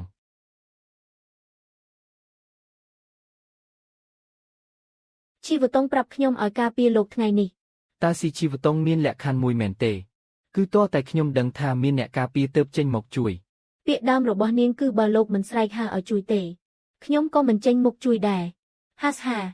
ដឹងថាមានអ្នកការពារទើបមានតម្លៃឲ្យគេការពារ ស៊ីជីវតុងឲ្យស៊ីជីវតុង នាងគិតដឹងគ្រប់យ៉ាងមែននាងពិតជាអស្ចារ្យមែនស៊ឺម៉ាសាវចាប់ពីថ្ងៃនេះទៅខ្ញុំທາງពូនឹងតាំងជាមួយអ្នកដល់ទីបញ្ចប់រស់នៅក្នុងសម័យនគរទាំង16ខ្ញុំស្មានថាចុះចូលជាមួយគ្រួសារស៊ឺម៉ានឹងមានទ្រព្យសម្បត្តិស្តុកស្ដម្ភដើម្បីរឿងនេះខ្ញុំមិនញើតក្នុងការលក់ប្រពន្ធខ្ញុំទេតែនឹកស្មានមិនដល់សោះថាពួកវានៅតែមិនទុកជីវិតខ្ញុំ លោកត្រូវត្រឡប់ទៅក្បែរជីវតុងវិញលើកក្រោយលោកមិនមានសំណាងបែបនេះទៀតទេ ពួកអ្នកត្រឹមត្រូវក្នុងសង្គមអ្នកលេងគុណមានវិមានសង្ស៊ីនជាមេដឹកនាំ អ្នកនាងគឺជាមនុស្សរបស់វិមានសង្ស៊ីនមែនទេនេះមិនសំខាន់ទេលោកគួរតែត្រឡប់ទៅការជួបជុំវិញហើយរឿងល្អនៅទីនោះកំពុងរងចាំលោកបើកឆាកហើយ ការជួបជុំដ៏អ៊ូអរកំពុងបន្តឃើញທາງពូដើរមកមនុស្សម្នាក់ហាក់ដូចជាឃើញតួអង្គដែលរងចាំជាយូរមកហើយក៏នាំគ្នាសើចយ៉ាងខ្លាំងលោកទាំងឡាយមើលចុះនេះហើយគឺអាអ្នករៀបការចូលផ្ទះគេនោះពិតជាមនុស្សធន់ថប់មែនឮថាអញអាយុ14ឆ្នាំក៏ចាប់ផ្ដើមដើរលេងផ្ទះបនទៅហើយកូនប្រុសទី5របស់វាងតាវឈ្មោះស៊ីវឹងធានឮថាທາງពូទើបតែចេះអានអក្សរតិចតួចប៉ុណ្ណោះពួកយើងកំពុងពិភាក្សាពីព្រះពុទ្ធសាសនាທາງពូឯងក៏និយាយពីបីម៉ាត់ដែរទៅហាហាហា បងប្រុសកុំធ្វើបាបគេអីគេមិនចេះទេ ທາງពូទោះបីជាអ្នករៀបការចូលផ្ទះគេដែលមានឋានៈទាបតែក៏ដោយប៉ុន្តែចេះបែងចែកខុសត្រូវលោកប្រុសវាងជាកូនប្រុសតកូលអភិជនដ៏ខ្ពង់ខ្ពស់តែក៏មិនប្រកាសថាខ្ពង់ខ្ពស់ជាងខ្ញុំដែរឯងនិយាយថាម៉េចថាឯងល្ងងថាឯងអាក្រក់ថាឯងគ្មានចំណេះដឹងនិងគ្មានគុណធម៌ឯងហ៊ានប្រមាថខ្ញុំថ្ងៃនេះបើឯងមិននិយាយឲ្យដឹងស្ខ្មៅទេត្រកូលស៊ីក៏មិនទុកឯងដែរហឺប្រពន្ធខ្ញុំជីវតុងមានទេពកោសល្យ លើគេទើបអាចឈរជើងយ៉ាងរឹងមាំក្នុងត្រកូលសៀបាន ចំណែកឯងជឿតាមពាក្យចាមអារាមថាជីនាងជាមនុស្សឈួតតើឯងល្ងងទេឯងនេះកំពុងតែរករឿងដោយបង្ខំហើយ អ្នកអង្គុយនៅទីនេះសុទ្ធតែជាអ្នករៀនសូត្រតើមានន័យថាមនុស្សស្រីដែលមានចំណេះដឹងត្រូវតែត្រូវពួកឯងមួលបង្កាច់ឬខ្ញុំ មើលទៅអ្នកនាងវ៉ាងហួយគឺជាគំរូនៃនារីដែលមានចំណេះដឹងច្រើនណាស់និយាយបានល្អណាស់លោកប្រុសທາງនិយាយត្រូវ ដូច្នេះហេតុអីបានជាខ្ញុំសុខចិត្តធ្វើជាអ្នករៀបការចូលផ្ទះគេគឺដោយសារតែខ្ញុំកោតសរសើរអត្តចរិតរបស់នាង ខ្ញុំស្រឡាញ់នាងណាស់បងប្រុសខ្ញុំក៏នឹងជួបស្នេហាបែបនេះដែរមែនទេ ឥឡូវនេះខ្ញុំគ្រាន់តែចង់ស្លាប់ទេ លោកចប់ហើយមនុស្សច្រើនយ៉ាងនេះកំពុងមើលស៊ឺម៉ាសៅប្រកាសជាសម្លាប់លោកមិនខាន បើខ្ញុំមិនធ្វើបែបនេះគេក៏ចង់សម្លាប់ខ្ញុំដែរ លោកធ្វើជ្រុលពេកហើយ កំដរខ្ញុំលេងរឿងមួយមកខ្ញុំចង់ចូលទៅចិត្តវាងហួយខ្ញុំចង់រស់រានមានជីវិត បានចិត្តមនុស្សមានរូបរាង ស្ថិតនៅលើផ្ទៃមុខក៏ស្ថិតនៅលើបាតដៃដែរ ប្តីសម្លាញ់អាចមើលឃើញចិត្តប្រពន្ធតាមរយៈការមើលបាតដៃបានទេប្រកាសជាបានប្រពន្ធសម្លាញ់សូមអង្គុយនៅលើដៃមានខ្សែ3ខ្សែបញ្ញានិងខ្សែបេះដូងរបស់នាងសុទ្ធតែល្អណាស់ចំណែកខ្សែវាសនារបស់នាងវិញ យ៉ាងម៉េចទៅហើយនិយាយតាមត្រង់មកពួកគេសុទ្ធតែកំពុងមើល មានឧបសគ្គអាយុខ្លីពោពេញដោយភាពប្រកម្មរកោសមនុស្សស្រីតែងតែប្រាំនូវសញ្ចេតនានារីបន្តបន្ទាប់គ្នាតម្រង់ជួរឲ្យមើលបាតដៃទីគូព្រេងទីបំផុតវាងហួយក៏ទ្រាំមិនបានដែរ លោកប្រុសທາງសូមជួយមើលឲ្យខ្ញុំបន្តិចផងអរគុណ ខ្សែបញ្ញារបស់អ្នកនាងជ្រៅណាស់នេះបញ្ជាក់ថាអ្នកនាងជានារីដែលមានប្រាជ្ញាឆ្លៀសវៃណាស់ ប៉ុន្តែលោកពុកនិងអ្នកម្ដាយតែងតែថាខ្ញុំល្ងងប្រាជ្ញាមិនប្រកាសថាបង្ហាញចេញមកតាមរយៈភាពឆ្លាតវៃទាំងស្រុងទេមើលខ្សែបេះដូងរបស់អ្នកនាងតើវែងមែនទេនេះតំណាងឲ្យអ្វី នេះបញ្ជាក់ថាអ្នកនាងជាមនុស្សដែលឲ្យតម្លៃលើមនោសញ្ចេតនាខ្លាំងណាស់ចិត្តល្អចិត្តទន់ ពិតជាអញ្ចឹងមែនលោកប្រុសທາງលោកទីត្រូវណាស់ អ្នកនាងវាងខំសន្សំបុណ្យ10ឆ្នាំទើបបានរួមទុកតែមួយខំសន្សំបុណ្យ100ឆ្នាំទើបបានរួមខ្នាយតែមួយនេះហើយគឺខ្សែបេះដូងរបស់អ្នកនាង មានន័យថាម៉េចទៅ 15នាទីទៀតខ្ញុំនឹងពន្យល់ប្រាប់អ្នកនាងនៅក្នុងសាលាដីកាក្បែរស្រះទឹកចាត់ទុកជារង្វាន់ដែលខ្ញុំមើលបាតដៃឲ្យអ្នកនាងចុះ អញ្ចឹងក៏បាន ខ្ញុំបានណាត់វាងហួយហើយនាងកុំភ្លេចប្រាប់អ្នកពាក់អាវលឿងនោះឲ្យការពារខ្ញុំផង គេគឺជាសិស្សច្បងទី1នៃវិមានសឹងស៊ីន ឈ្មោះលឹងលីងយ៉ាវទោះជាអ្នកណាក៏ដោយប្រាប់ឲ្យគេការពារខ្ញុំផង គេទៅចាប់ស៊ីឲ្យហើយលោកកុំបារម្ភអីធៀបក៏របស់ស៊ឺម៉ាសៅខ្ញុំដោះស្រាយរួចរាល់អស់ហើយ តើនារីវ័យក្មេងបរិសុទ្ធឯណាអាចទប់ទល់នឹងរឿងរ៉ាវរបស់ស៊ូសៀនបានទៅធ្វើឲ្យវាងហួយវង្វេងវង្វាន់អស់ហើយយំមិនឈប់តតែសោះ រឿងនេះពិតជាគួរឲ្យឈឺចាប់ណាស់ ខំសន្សំបុណ្យ100ឆ្នាំទើបបានរួមខ្នាយតែមួយតាមពិតវាឈឺចាប់ណាស់ លោកប្រុសທາງតើពាក្យព្រះពុទ្ធសាសនានេះមានប្រភពមកពីណាទៅខ្ញុំចង់មើលភាគបន្តណាស់គឺនៅក្នុងបណ្ណាល័យគម្ពីរនៃវត្តជៀនឈូនេះឯង នៅលើនោះមានសរសេរពីស៊ូសៀននិងបៃស៊ូចិនរៀបការនឹងជួបគ្នាមួយជាតិ ប៉ុន្តែបណ្ណាល័យគម្ពីរមិនអនុញ្ញាតឲ្យអ្នកក្រៅចូលទេតើតោះ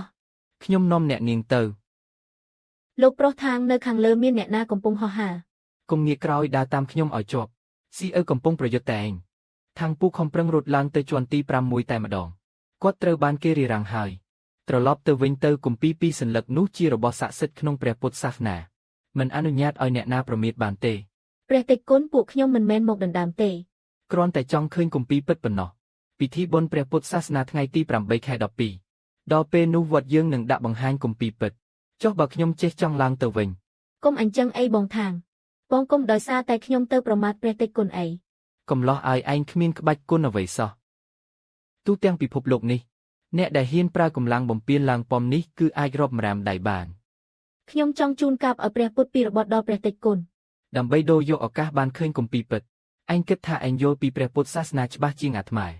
ធ្វើល្អគឺបានសម្រេចធម៌ ព្រះពុទ្ធគ្មានរូបរាងមនុស្សគ្រប់រូបសុទ្ធតែអាចក្លាយជាព្រះពុទ្ធបាន សូមអនុមោទនាអាត្មាមាននាមថាហួយប៉ៃពាក្យសម្ដីរបស់ញោមពិតជាត្រូវនឹងគំនិតរបស់អាត្មាណាស់ប៉ុន្តែគម្ពីរពិតផ្អាកទទួលភ្ញៀវសិនហើយព្រះតិគុណហួយប៉ៃកុំទាន់អើប្រញាប់បដិសេធស្ដាប់ខ្ញុំនិយាយឲ្យចប់សិនដើមពោតមិនមែនជាដើមឈើទេកញ្ចក់ថ្លាក៏មិនមែនជាដំកល់ដែរដើមឡើយគ្មានអ្វីទាំងអស់តើធូលីទំជាប់នៅទីណាអរគុណញោមដែលជួយបកស្រាយជូនពរអាត្មាឲ្យឈានទៅមុខមួយជំហានទៀតញោមអាចឆ្លងកាត់បានអានមិនយល់សោះ បងທາງពោធិសត្វគួនយីននេះគឺគម្ពីរគួនយីនស៊ីនជីងតើមានតែប៉ុណ្ណឹងសោះប្រាប់តាំងពីដំបូងថាជាគម្ពីរគួនយីនស៊ីនជីងទៅមិនបាច់មានរឿងសាំញ៉ាំច្រើនទេ គ្មានអ្នកណានឹកស្មានដល់សោះរបស់មានតម្លៃដែលឃាតករស្រីនៃនិកាយបេសាចហ៊ានបដូរជីវិតស្វែងរក តែជាគម្ពីរគួនយីនស៊ីនជីងដែលមានលក់ពាសពេញផ្លូវនៅសម័យទំនើបសោះបងທາង ជាតិទី2របស់ស៊ូសៀននិងប៉ៃស៊ូចិនបងមើលយល់ទេ ខ្ញុំក៏មើលមិនយល់ដែរតើព្រះតេជគុណចេះភាសាសំស្ក្រឹតទេអាត្មាពិតជាខ្មាស់អៀនណាស់ស្គាល់តែពាក្យមួយចំនួនដូចជាសារីបុត្រវេទនាសញ្ញាសង្ខារវិញ្ញាណប៉ុណ្ណោះសូមអនុមោទនាអរគុណព្រះតេជគុណហួយប៉ៃដែលបានជួយបកស្រាយអញ្ចឹងខ្ញុំសូមលាហើយញោមទើបជាអ្នកដែលបានជួយអាត្មាច្រើនជាងគេបើថ្ងៃមុខមានការលំបាកអ្វីអាត្មារីករាយនឹងជួយគម្ពីរគន់យិនស៊ីនជីងមានតែប៉ុន្មាន10ប្រយោគប៉ុណ្ណោះខាងពូទន្ទិញចាំមាត់យូរណាស់មកហើយ បងថាងជាតិទី2របស់ស៊ូសៀននិងប៉ៃស៊ូចិនបងមើលយល់ទេ មើលយល់ហើយចាំជួបគ្នាលើកក្រោយខ្ញុំនឹងរៀបរាប់ប្រាប់អូនល្អទេចាស់ហឺអាមនុស្សថោកទាបឯងបានធ្វើអ្វីប្អូនស្រីឯង បងប្រាំបងនិយាយឲ្យស្រួលបួលបន្តិចមកបងថាងគាត់ឯណាមានធ្វើបាបខ្ញុំ បងថាងគេគ្រាន់តែជាអ្នករៀបការចូលផ្ទះគេមានឋានៈទាបតែមិនក៏ឯងហៅគេបែបនេះ បងប្រាំមិនក៏បងនិយាយបែបនេះឋានៈមិនអាចបញ្ជាក់ពីសិលធម៌និងទេពកោសល្យបានទេ គេបាននិយាយអ្វីប្រាប់ឯងបានជាឯងចូលកាន់ជើងគេដល់ថ្នាក់នេះអ្នកនាងវាង អ្នកនាងមិនបាច់ដើម្បីមនុស្សមានឋានៈទាបដូចជាខ្ញុំនេះ ទៅឆ្លោះជាមួយបងប្រាំរបស់អ្នកនាងទេមិនសមទេខាងពូសម្ដែងជាមនុស្សគួរឲ្យអាណិតពេលឃើញវាងហួយក្នុងចិត្តមានអារម្មណ៍ថាមិនស្រួលសោះ បងប្រាំបងនិយាយពាក្យអាក្រក់ស្ដាប់ណាស់ខ្ញុំនឹងប្រាប់អ្នកម្ដាយឲ្យដាក់ទោសបង អាមនុស្សថោកទាបឯងបានដាក់ថ្នាំសណ្ដំអ្វីឲ្យប្អូនស្រីផឹក លោកប្រុសវាងនាងក៏ពេញវ័យហើយដែរ នាងអាចបែងចែកល្អអាក្រក់ខុសត្រូវបាន តើលោកពិតជាយល់ពីនាងមែនទេបងប្រាំបងឆាប់លែងគាត់ទៅបើមិនដូច្នោះទេខ្ញុំលែងរវីរវល់នឹងបងហើយ ប្អូនស្រីគេចូលមកចិត្តឯងច្បាស់ជាមានចិត្តនេះអាក្រក់មិនខាន មែនហើយមនុស្សដែលមានឋានៈទាបដូចជាខ្ញុំនេះពិតជាមិនស័ក្តិសមធ្វើជាមិត្តភក្តិជាមួយកែវភ្នែកសំណប់របស់ត្រកូលវាងទេបងប្រាំខ្ញុំស្អប់បង ឯងចង់ធ្វើស្អីឲ្យប្រកាសប្រាប់ខ្ញុំមកខ្ញុំមិនធ្វើបាបនាងទេខាងពូឯងហ៊ានមានគំនិតអាក្រក់លើប្អូនស្រីខ្ញុំឬខ្ញុំមិនលើកលែងឲ្យឯងទេស៊ីជីវតងយប់នេះច្បាស់ជាសប្បាយចិត្តណាស់ ល្អណាស់ល្អស្អីថ្ងៃនេះទទួលបានផលច្រើនណាស់ត្រកូលស៊ីយើងមានអ្នកប្រាជ្ញម្នាក់គឺស៊ីអឺក៏មិនបានសន្លឹកមាសដែរហើយនៅមានវាងហួយទៀតនាងរត់មិនរួចពីបាតដៃលោកទេ ខ្ញុំនឹងមិនទាញប្រយោជន៍ពីអ្នកនាងវាងទៀតទេ នាងគឺជាមនុស្សធម្មតាទី1ដែលខ្ញុំស្គាល់នៅទីនេះចុះបើនាងសុខចិត្តធ្លាក់ក្នុងកណ្ដាប់ដៃលោកវិញថ្ងៃក្រោយលោកគឺជាជំនួយការដ៏ពិតប្រាកដរបស់ខ្ញុំហើយប៉ុន្តែលោកនៅពេលនេះនៅមានចំណុចខ្សោយខ្លះមានអ្វីចិត្តលោកនៅមិនទាន់ដាច់សាហាវគ្រប់គ្រាន់ទេនៅមិនទាន់មានទស្សនៈវែងឆ្ងាយគ្រប់គ្រាន់ទេខ្ញុំមានអារម្មណ៍ថាចិត្តរបស់លោកហាក់ដូចជាកំពុងប្រឆាំងនឹងរឿងទាំងនេះ ដើមឡើយខ្ញុំជាមនុស្សល្អតាបើនាងអាចនិយាយទម្លុះចិត្តខ្ញុំបានទាំងស្រុងអញ្ចឹងខ្ញុំព្រមចុះចាញ់នាង មិនបានទេតាំងពីតូចលោកហូបចុកមិនខ្វះខាតប៉ុន្តែស្រាប់តែថ្ងៃមួយលោកចាប់ផ្ដើមប្រឈមមុខនឹងគ្រោះថ្នាក់ដល់អាយុជីវិតទេពកោសល្យរបស់លោកពិតជាអាចទប់ទល់បានប៉ុន្តែចេញពីបាតបេះដូងលោកស្អប់ការប្រយុទ្ធស៊ីសាច់ហុតឈាមទាំងនេះណាស់មែនទេ ស្រាវាំងអធិរាជ ស្រាអីត្រូវផឹកឥឡូវនេះមែនទេ នាងឆ្លាតពេកហើយខាងពូស្ទើរតែគិតថាស៊ីជីវតងគឺជាអ្នកឆ្លងភពមក ឥឡូវនេះសំបីតែចំណងរបស់លោកក៏តិចតួចគួរឲ្យអាណិតដែរពិបាកនឹងឈានឡើងលើពិតប្រាកដណាស់ខាងពូខ្ញុំចង់ជួយលោកឲ្យស្វែងរកខ្លួនឯងឃើញល្អតានាងសាកមើលទៅ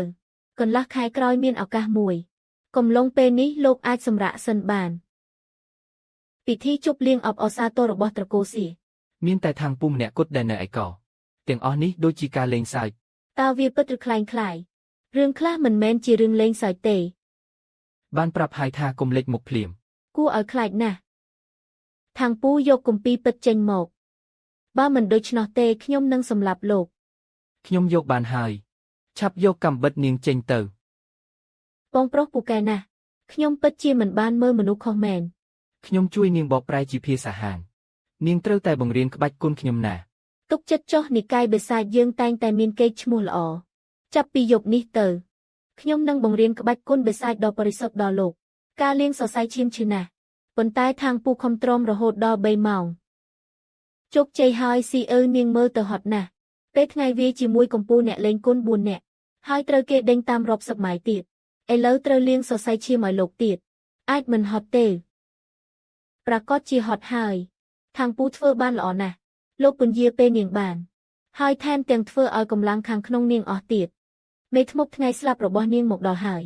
ស៊ីអឺកំពុងមានគ្រោះថ្នាក់ក៏ស្ទុះទៅចាប់ខាងពូ ប៉ុន្តែលឹងមីងយ៉ាវលឿនជាង ស៊ីជីវតងនាងទុកចិត្តចុះខ្ញុំច្បាស់ជានឹងឲ្យរង្វាន់លោកទៅងូតទឹកទៅយប់នេះពួកយើងរួមបន្ទប់គ្នា ស៊ីអឺមិននិយាយអ្វីទេ សម្លឹងមើលทางពូដោយក្រសែភ្នែកពោពេញដោយការស្អប់ខ្ពើមដែលមិនអាចពណ៌នាបាន ស៊ីជីវតុងបាននាងបោះជំហានទៅមុខមួយជំហានទៀត ทางពូនឹងស្លាប់នៅចំពោះមុខនាងហើយ មេធ្មប់ខ្លាំងបំផុតនៅភាគខាងត្បូងជៀនលៀងសរសៃឈាមឲ្យខ្ញុំអស់កម្លាំងខាងក្នុងនឹកស្មានមិនដល់សោះនេះគឺជាអន្ទាក់ដែលប្រពន្ធជាមេធ្មប់រៀបចំយ៉ាងល្អិតល្អន់ ทางពូលោកដឹងស្រាប់ហើយខ្ញុំមិនខ្វល់រឿងនេះទេទៅសម្រាកទៅថ្ងៃស្អែកខ្ញុំនឹងផ្ដល់រង្វាន់ដ៏ល្អមួយឲ្យលោកតែខ្ញុំមិនមានបំណងក្បត់ស៊ីអីទេ រង្វាន់នេះខ្ញុំជ្រើសរើសដោះលែងស៊ីអើ ប្រកាសជាបានអ្នកនាងលឹងចាក់សរសៃនាងសិនទៅចាំស៊ីអីចេញពីភូមិគ្រឹះសៀសឹមសម្លាប់បានខ្ញុំឲ្យពេលលោកកន្លះម៉ោងដើម្បីលានាងប្រកាសណាស់បើលោកចង់ធ្វើអ្វីបន្តិចបន្តួចក៏វាជារបស់ដែលលោកគួរទទួលបានដែរប្រពន្ធសុំទោសអតិឆានមកធ្វើពុតជាមនុស្សល្អស្អីទៅទោះយ៉ាងណាក៏ខ្ញុំគួរតែស្លាប់តាំងពី10ឆ្នាំមុនម្លេះខ្ញុំកើតមកគឺមានបាបមែនទេ ជាខ្ញុំមានន័យអ្វីទេខ្ញុំក៏គ្រាន់តែជាកូនអុកដ៏គួរឲ្យអាណិតដែលត្រូវគេប្រើប្រាស់ប៉ុណ្ណោះ ឯណាមានគេសុទ្ធតែថាលោកមានគុណបំណាច់ចំណាស់តើចង់ឲ្យរង្វាន់លោកទៀតផង មានប្រយោជន៍ក៏ប្រើអស់ប្រយោជន៍ក៏បោះចោលមានអ្វីខុសពីសត្វឆ្កែទៅស៊ីអើនៅស្ងៀមស្ងាត់យូរណាស់ ជួយខ្ញុំពីរឿងបានទេរឿងអីគ្រូមើលថែខ្ញុំដូចម្ដាយបង្កើតពេលខ្ញុំស្លាប់ទៅជួយយកសម្បត្តិនិងគម្ពីរនេះទៅប្រគល់ដល់ដៃគ្រូខ្ញុំផងបានខ្ញុំសន្យារឿងទី2ខ្ញុំមិនចង់ស្លាប់ក្រោមដៃលឹងមីងយ៉ាវទេពេលខ្ញុំសរសេរសម្បត្តិរួចខ្ញុំចង់ឲ្យលោកជាអ្នកសម្លាប់ខ្ញុំ ក្រោមពន្លឺភ្លើងព្រាលស៊ីអើលែងអាចទប់អារម្មណ៍បានទៀតហើយហាហាហា គ្រូឃើញគម្ពីរនិងសម្បត្តិនេះគាត់នឹងទទួលយកលោកមិនខាន ចាប់ផ្ដើមទៅតែខ្ញុំមិនចង់ឲ្យនាងស្លាប់ទេ អាល្ងងលោកគ្រាន់តែជាស្រមោចដ៏តូចទាបមួយប៉ុណ្ណោះពាក្យនេះស្ដាប់ទៅគួរឲ្យចង់សើចណាស់ មកដល់ពិភពលោកនេះខ្ញុំមិនដែលចង់ធ្វើអ្វីមួយចេញពីចិត្តពិតប្រាកដទេតែលើកនេះប្រពន្ធខ្ញុំចង់ជួយសង្គ្រោះនាងពន្លឺព្រះច័ន្ទភ្លឺចិញ្ចែងពួកគេកំពុងរងចាំការកាត់ក្តីពីព្រហ្មលិខិត ខាងពូនេះមិនមែនជារបៀបដែលលោកចូលចិត្តនារីទេណា ខ្ញុំចង់ការពារនាង ហេតុអ្វីលោកកុំភ្លេចថានាងដើមឡើយមកទីនេះដើម្បីសម្លាប់លោកណា ខ្ញុំចង់ជួយសង្គ្រោះនាងមិនត្រូវការហេតុផលទេ បានតែលោកជួយដោយរបៀបណាលោកទាំងគ្មានក្បាច់គុណកម្ពូលលើសគេក្នុងលោកទាំងគ្មានផលប្រយោជន៍សម្រាប់ផ្លាស់ប្ដូរ ខ្ញុំជួយនាងធ្វើរឿងដែលនាងចង់ធ្វើនាងដោះលែងមនុស្សដែលខ្ញុំចង់ការពារ លក្ខខណ្ឌនេះមិនសូវសមនឹងជីវិតនាងទេ គ្រឿងយន្តធ្នូក្នុងពិធីជប់លៀងនោះខ្ញុំអាចធ្វើបានកម្លាំងអាចបំបែកខែក្នុងសមរភូមិអាចទម្លុះទ្វារក្រុង ខ្វះបន្តិចទៀតទៅគ្រប់គ្រាន់អញ្ចឹងចុះថ្ងៃក្រោយនាងត្រូវធ្វើរឿងមួយឲ្យខ្ញុំកុំសង្ឃឹមអីខ្ញុំដាច់ខាតមិនបានគ្មានបញ្ហាទេខ្ញុំយល់ព្រមជំនួសនាងហើយທາງពូខ្ញុំដោះលែងនាងត្រូវលះបង់តម្លៃច្រើនណាស់ត្រូវមានចម្លើយជូនវិមានសឹងស៊ីនខ្ញុំកំពុងលះបង់ដើម្បីលោកយល់ទេយល់នាងទទួលស្គាល់គឺបានហើយស៊ីអើប្រគល់ឲ្យលោកហើយ នាងចាប់ដៃលឹងមីងយ៉ារួចដើរចេញពីបណ្ណាល័យយ៉ាងលឿនប្រពន្ធខ្ញុំហាក់ដូចជាជួយសង្គ្រោះនាងបានហើយ ខ្ញុំដើមឡើយគឺត្រូវលោកធ្វើបាបនឹងណាលោកជួយសង្គ្រោះខ្ញុំគឺជារឿងដែលលោកគួរធ្វើហើយ យាយឈួតនាងនេះពិតជាប្រែមុខលឿនដូចត្រឡប់សៀវភៅមែន យកសម្បត្តិមកឲ្យខ្ញុំសរសេរគម្ពីរចេញមកឲ្យខ្ញុំ លើកលែងឲ្យខ្ញុំទៅអ្នកនាងស៊ីអើនាងទុកសម្បត្តិនៅកន្លែងខ្ញុំចុះថ្ងៃក្រោយខ្ញុំងាយស្រួលទៅជីលើកងរកគ្រូនាងឲ្យជួយសង្គ្រោះជីវិតណា ប្រុសថោកទាបដូចជាលោកនេះគាត់ឃើញមួយសម្លាប់មួយហើយលោកកំឡោះអ្នកនាងឲ្យខ្ញុំយកថ្នាំព្យាបាលរបួសរបស់វិមានសឹងស៊ីនមួយគ្រាប់មកឲ្យ អ្នកនាងឯងមិនមានចិត្តល្អបែបនេះទេដឹង អ្នកនាងថាគាត់ក៏ចង់បានគម្ពីរមួយច្បាប់ដែរធានាថាមិនឲ្យបែកឃ្លីដល់អ្នកផ្សេងទេហេះនាងពិតជាឆ្លាតមែនអ្នកនាងមិនដែលធ្វើចំនួនខាតឡើយ ដឹងហើយទៅរៀបចំទឹកក្តៅទៅពួកយើងចង់ងូតទឹក លោកកំឡោះទុកចិត្តចុះអ្នកនាងបានរៀបចំរួចរាល់អស់ហើយ រឿងទាំងអស់នេះកើតឡើងដូចជាសុបិនអញ្ចឹងស៊ីអើស្រាប់តែផ្ទុះសំណើចឡើងមក ហាហាហាທາງពូអាល្ងងនេះត្រូវតែនាំគេត្រឡប់ទៅជីលឺកងវិញឲ្យតែបានត្រឡប់ទៅក្បែរក្រវិញអ្វីក៏មានសុវត្ថិភាពដែរ 10 ថ្ងៃបន្ទាប់មកស៊ីជីវតុងមិនបានមកទៀតទេសោះតែ2អ្នកឆ្លោះគ្នានឹងនិយាយលេងម្នាក់ហាត់គុណម្នាក់ទៀតសម្រាប់យកកម្លាំង ក្បាច់គុណប៉ុណ្ណឹងរបស់លោកបើជួបអ្នកលេងគុណខ្លាំងបន្តិចប្រហែលជាសំបីតែគាត់ក៏ពិបាកដែរ មានកម្រិតប៉ុណ្ណឹងល្អណាស់ហើយហាត់គុណក៏មិនពិបាកដែរ មិនពិបាកលោកក៏មិនមើលដែរថាអ្នកណាកំពុងបង្រៀនលោកហាត់ជាមួយនាងកន្លះឆ្នាំទៀត ខ្ញុំមិនខ្លាចជាកំពូលអ្នកលេងគុណតូចមួយទៅហើយទេ ហាហាហាលោកហៅខ្ញុំថាម្ដាយតែម្ដងទៅខ្ញុំនឹងបង្រៀនលោកមួយជីវិតលោកកំឡោះអ្នកនាងឲ្យលោកទៅភូមិគ្រឹះលីហោមួយផ្លែត ក្បែរស្រះឈូក ស៊ីជីវតុងនៅតែមានទឹកមុខប្រងើយកន្តើយដដែល ខាងពូនៅចាំទេថាខ្លួនឯងជានរណាចាំតើមានអ្វីចង់សួរទេថ្ងៃនេះខ្ញុំមានអារម្មណ៍ល្អមិននាងដឹងថាខ្ញុំយកគម្ពីរបានវ៉ាងហួយគឺជាក្មេងស្រីសាមញ្ញម្នាក់គ្រាន់តែនិយាយពី3ម៉ាត់ក៏ទាញយកព័ត៌មានបានអស់ដែរ ចុះបើខ្ញុំមិនចេញមុខការពីស៊ីអឺទេតើពួកនាងនឹងសម្លាប់នាងទេ ទេនឹងឲ្យម៉ាយ៉ែមេតាធរនៅភៀកខាងជើងចំណាយប្រាក់ដើម្បីលុះមនុស្ស អញ្ចឹងយប់នោះនាងខ្លែងធ្វើជាលៀបពណ៌ខ្ញុំគឺចង់ឲ្យស៊ីអឺចូលមកចិត្តខ្ញុំមែនទេ ត្រូវហើយនៅលើខ្លួនលោកមានមន្តស្នេហ៍មួយងាយនឹងធ្វើឲ្យគេចូលចិត្តចំពេលដែលនាងកំពុងខ្វះភាពកក់ក្ដៅផង ធ្វើបែបនេះមានផលប្រយោជន៍អ្វីសម្រាប់នាងទៅ ដាស់ស្មារតីទទួលខុសត្រូវរបស់លោកយប់នោះខ្ញុំមិនបានបញ្ជាឲ្យលោកទៅការពារនាងមុនទេគឺជាជំរើសរបស់លោកខ្លួនឯងទេតើ នាងពិតជាគួរឲ្យខ្លាចណាស់ អរគុណដែលបានសរសើរនាំខ្ញុំទៅជួបស៊ីអឺទៅខ្ញុំនឹងរៀបចំភារកិច្ចឲ្យពួកលោកហើយភារកិច្ចអ្វី គ្រោះថ្នាក់ខ្លាំងទេ មិនគ្រោះថ្នាក់ទេសម្រាប់ពួកលោកគឺជាឱកាសមួយទៀតផងឱកាសដែលអាចរត់គេចខ្លួនទៅឆ្ងាយបានមួយ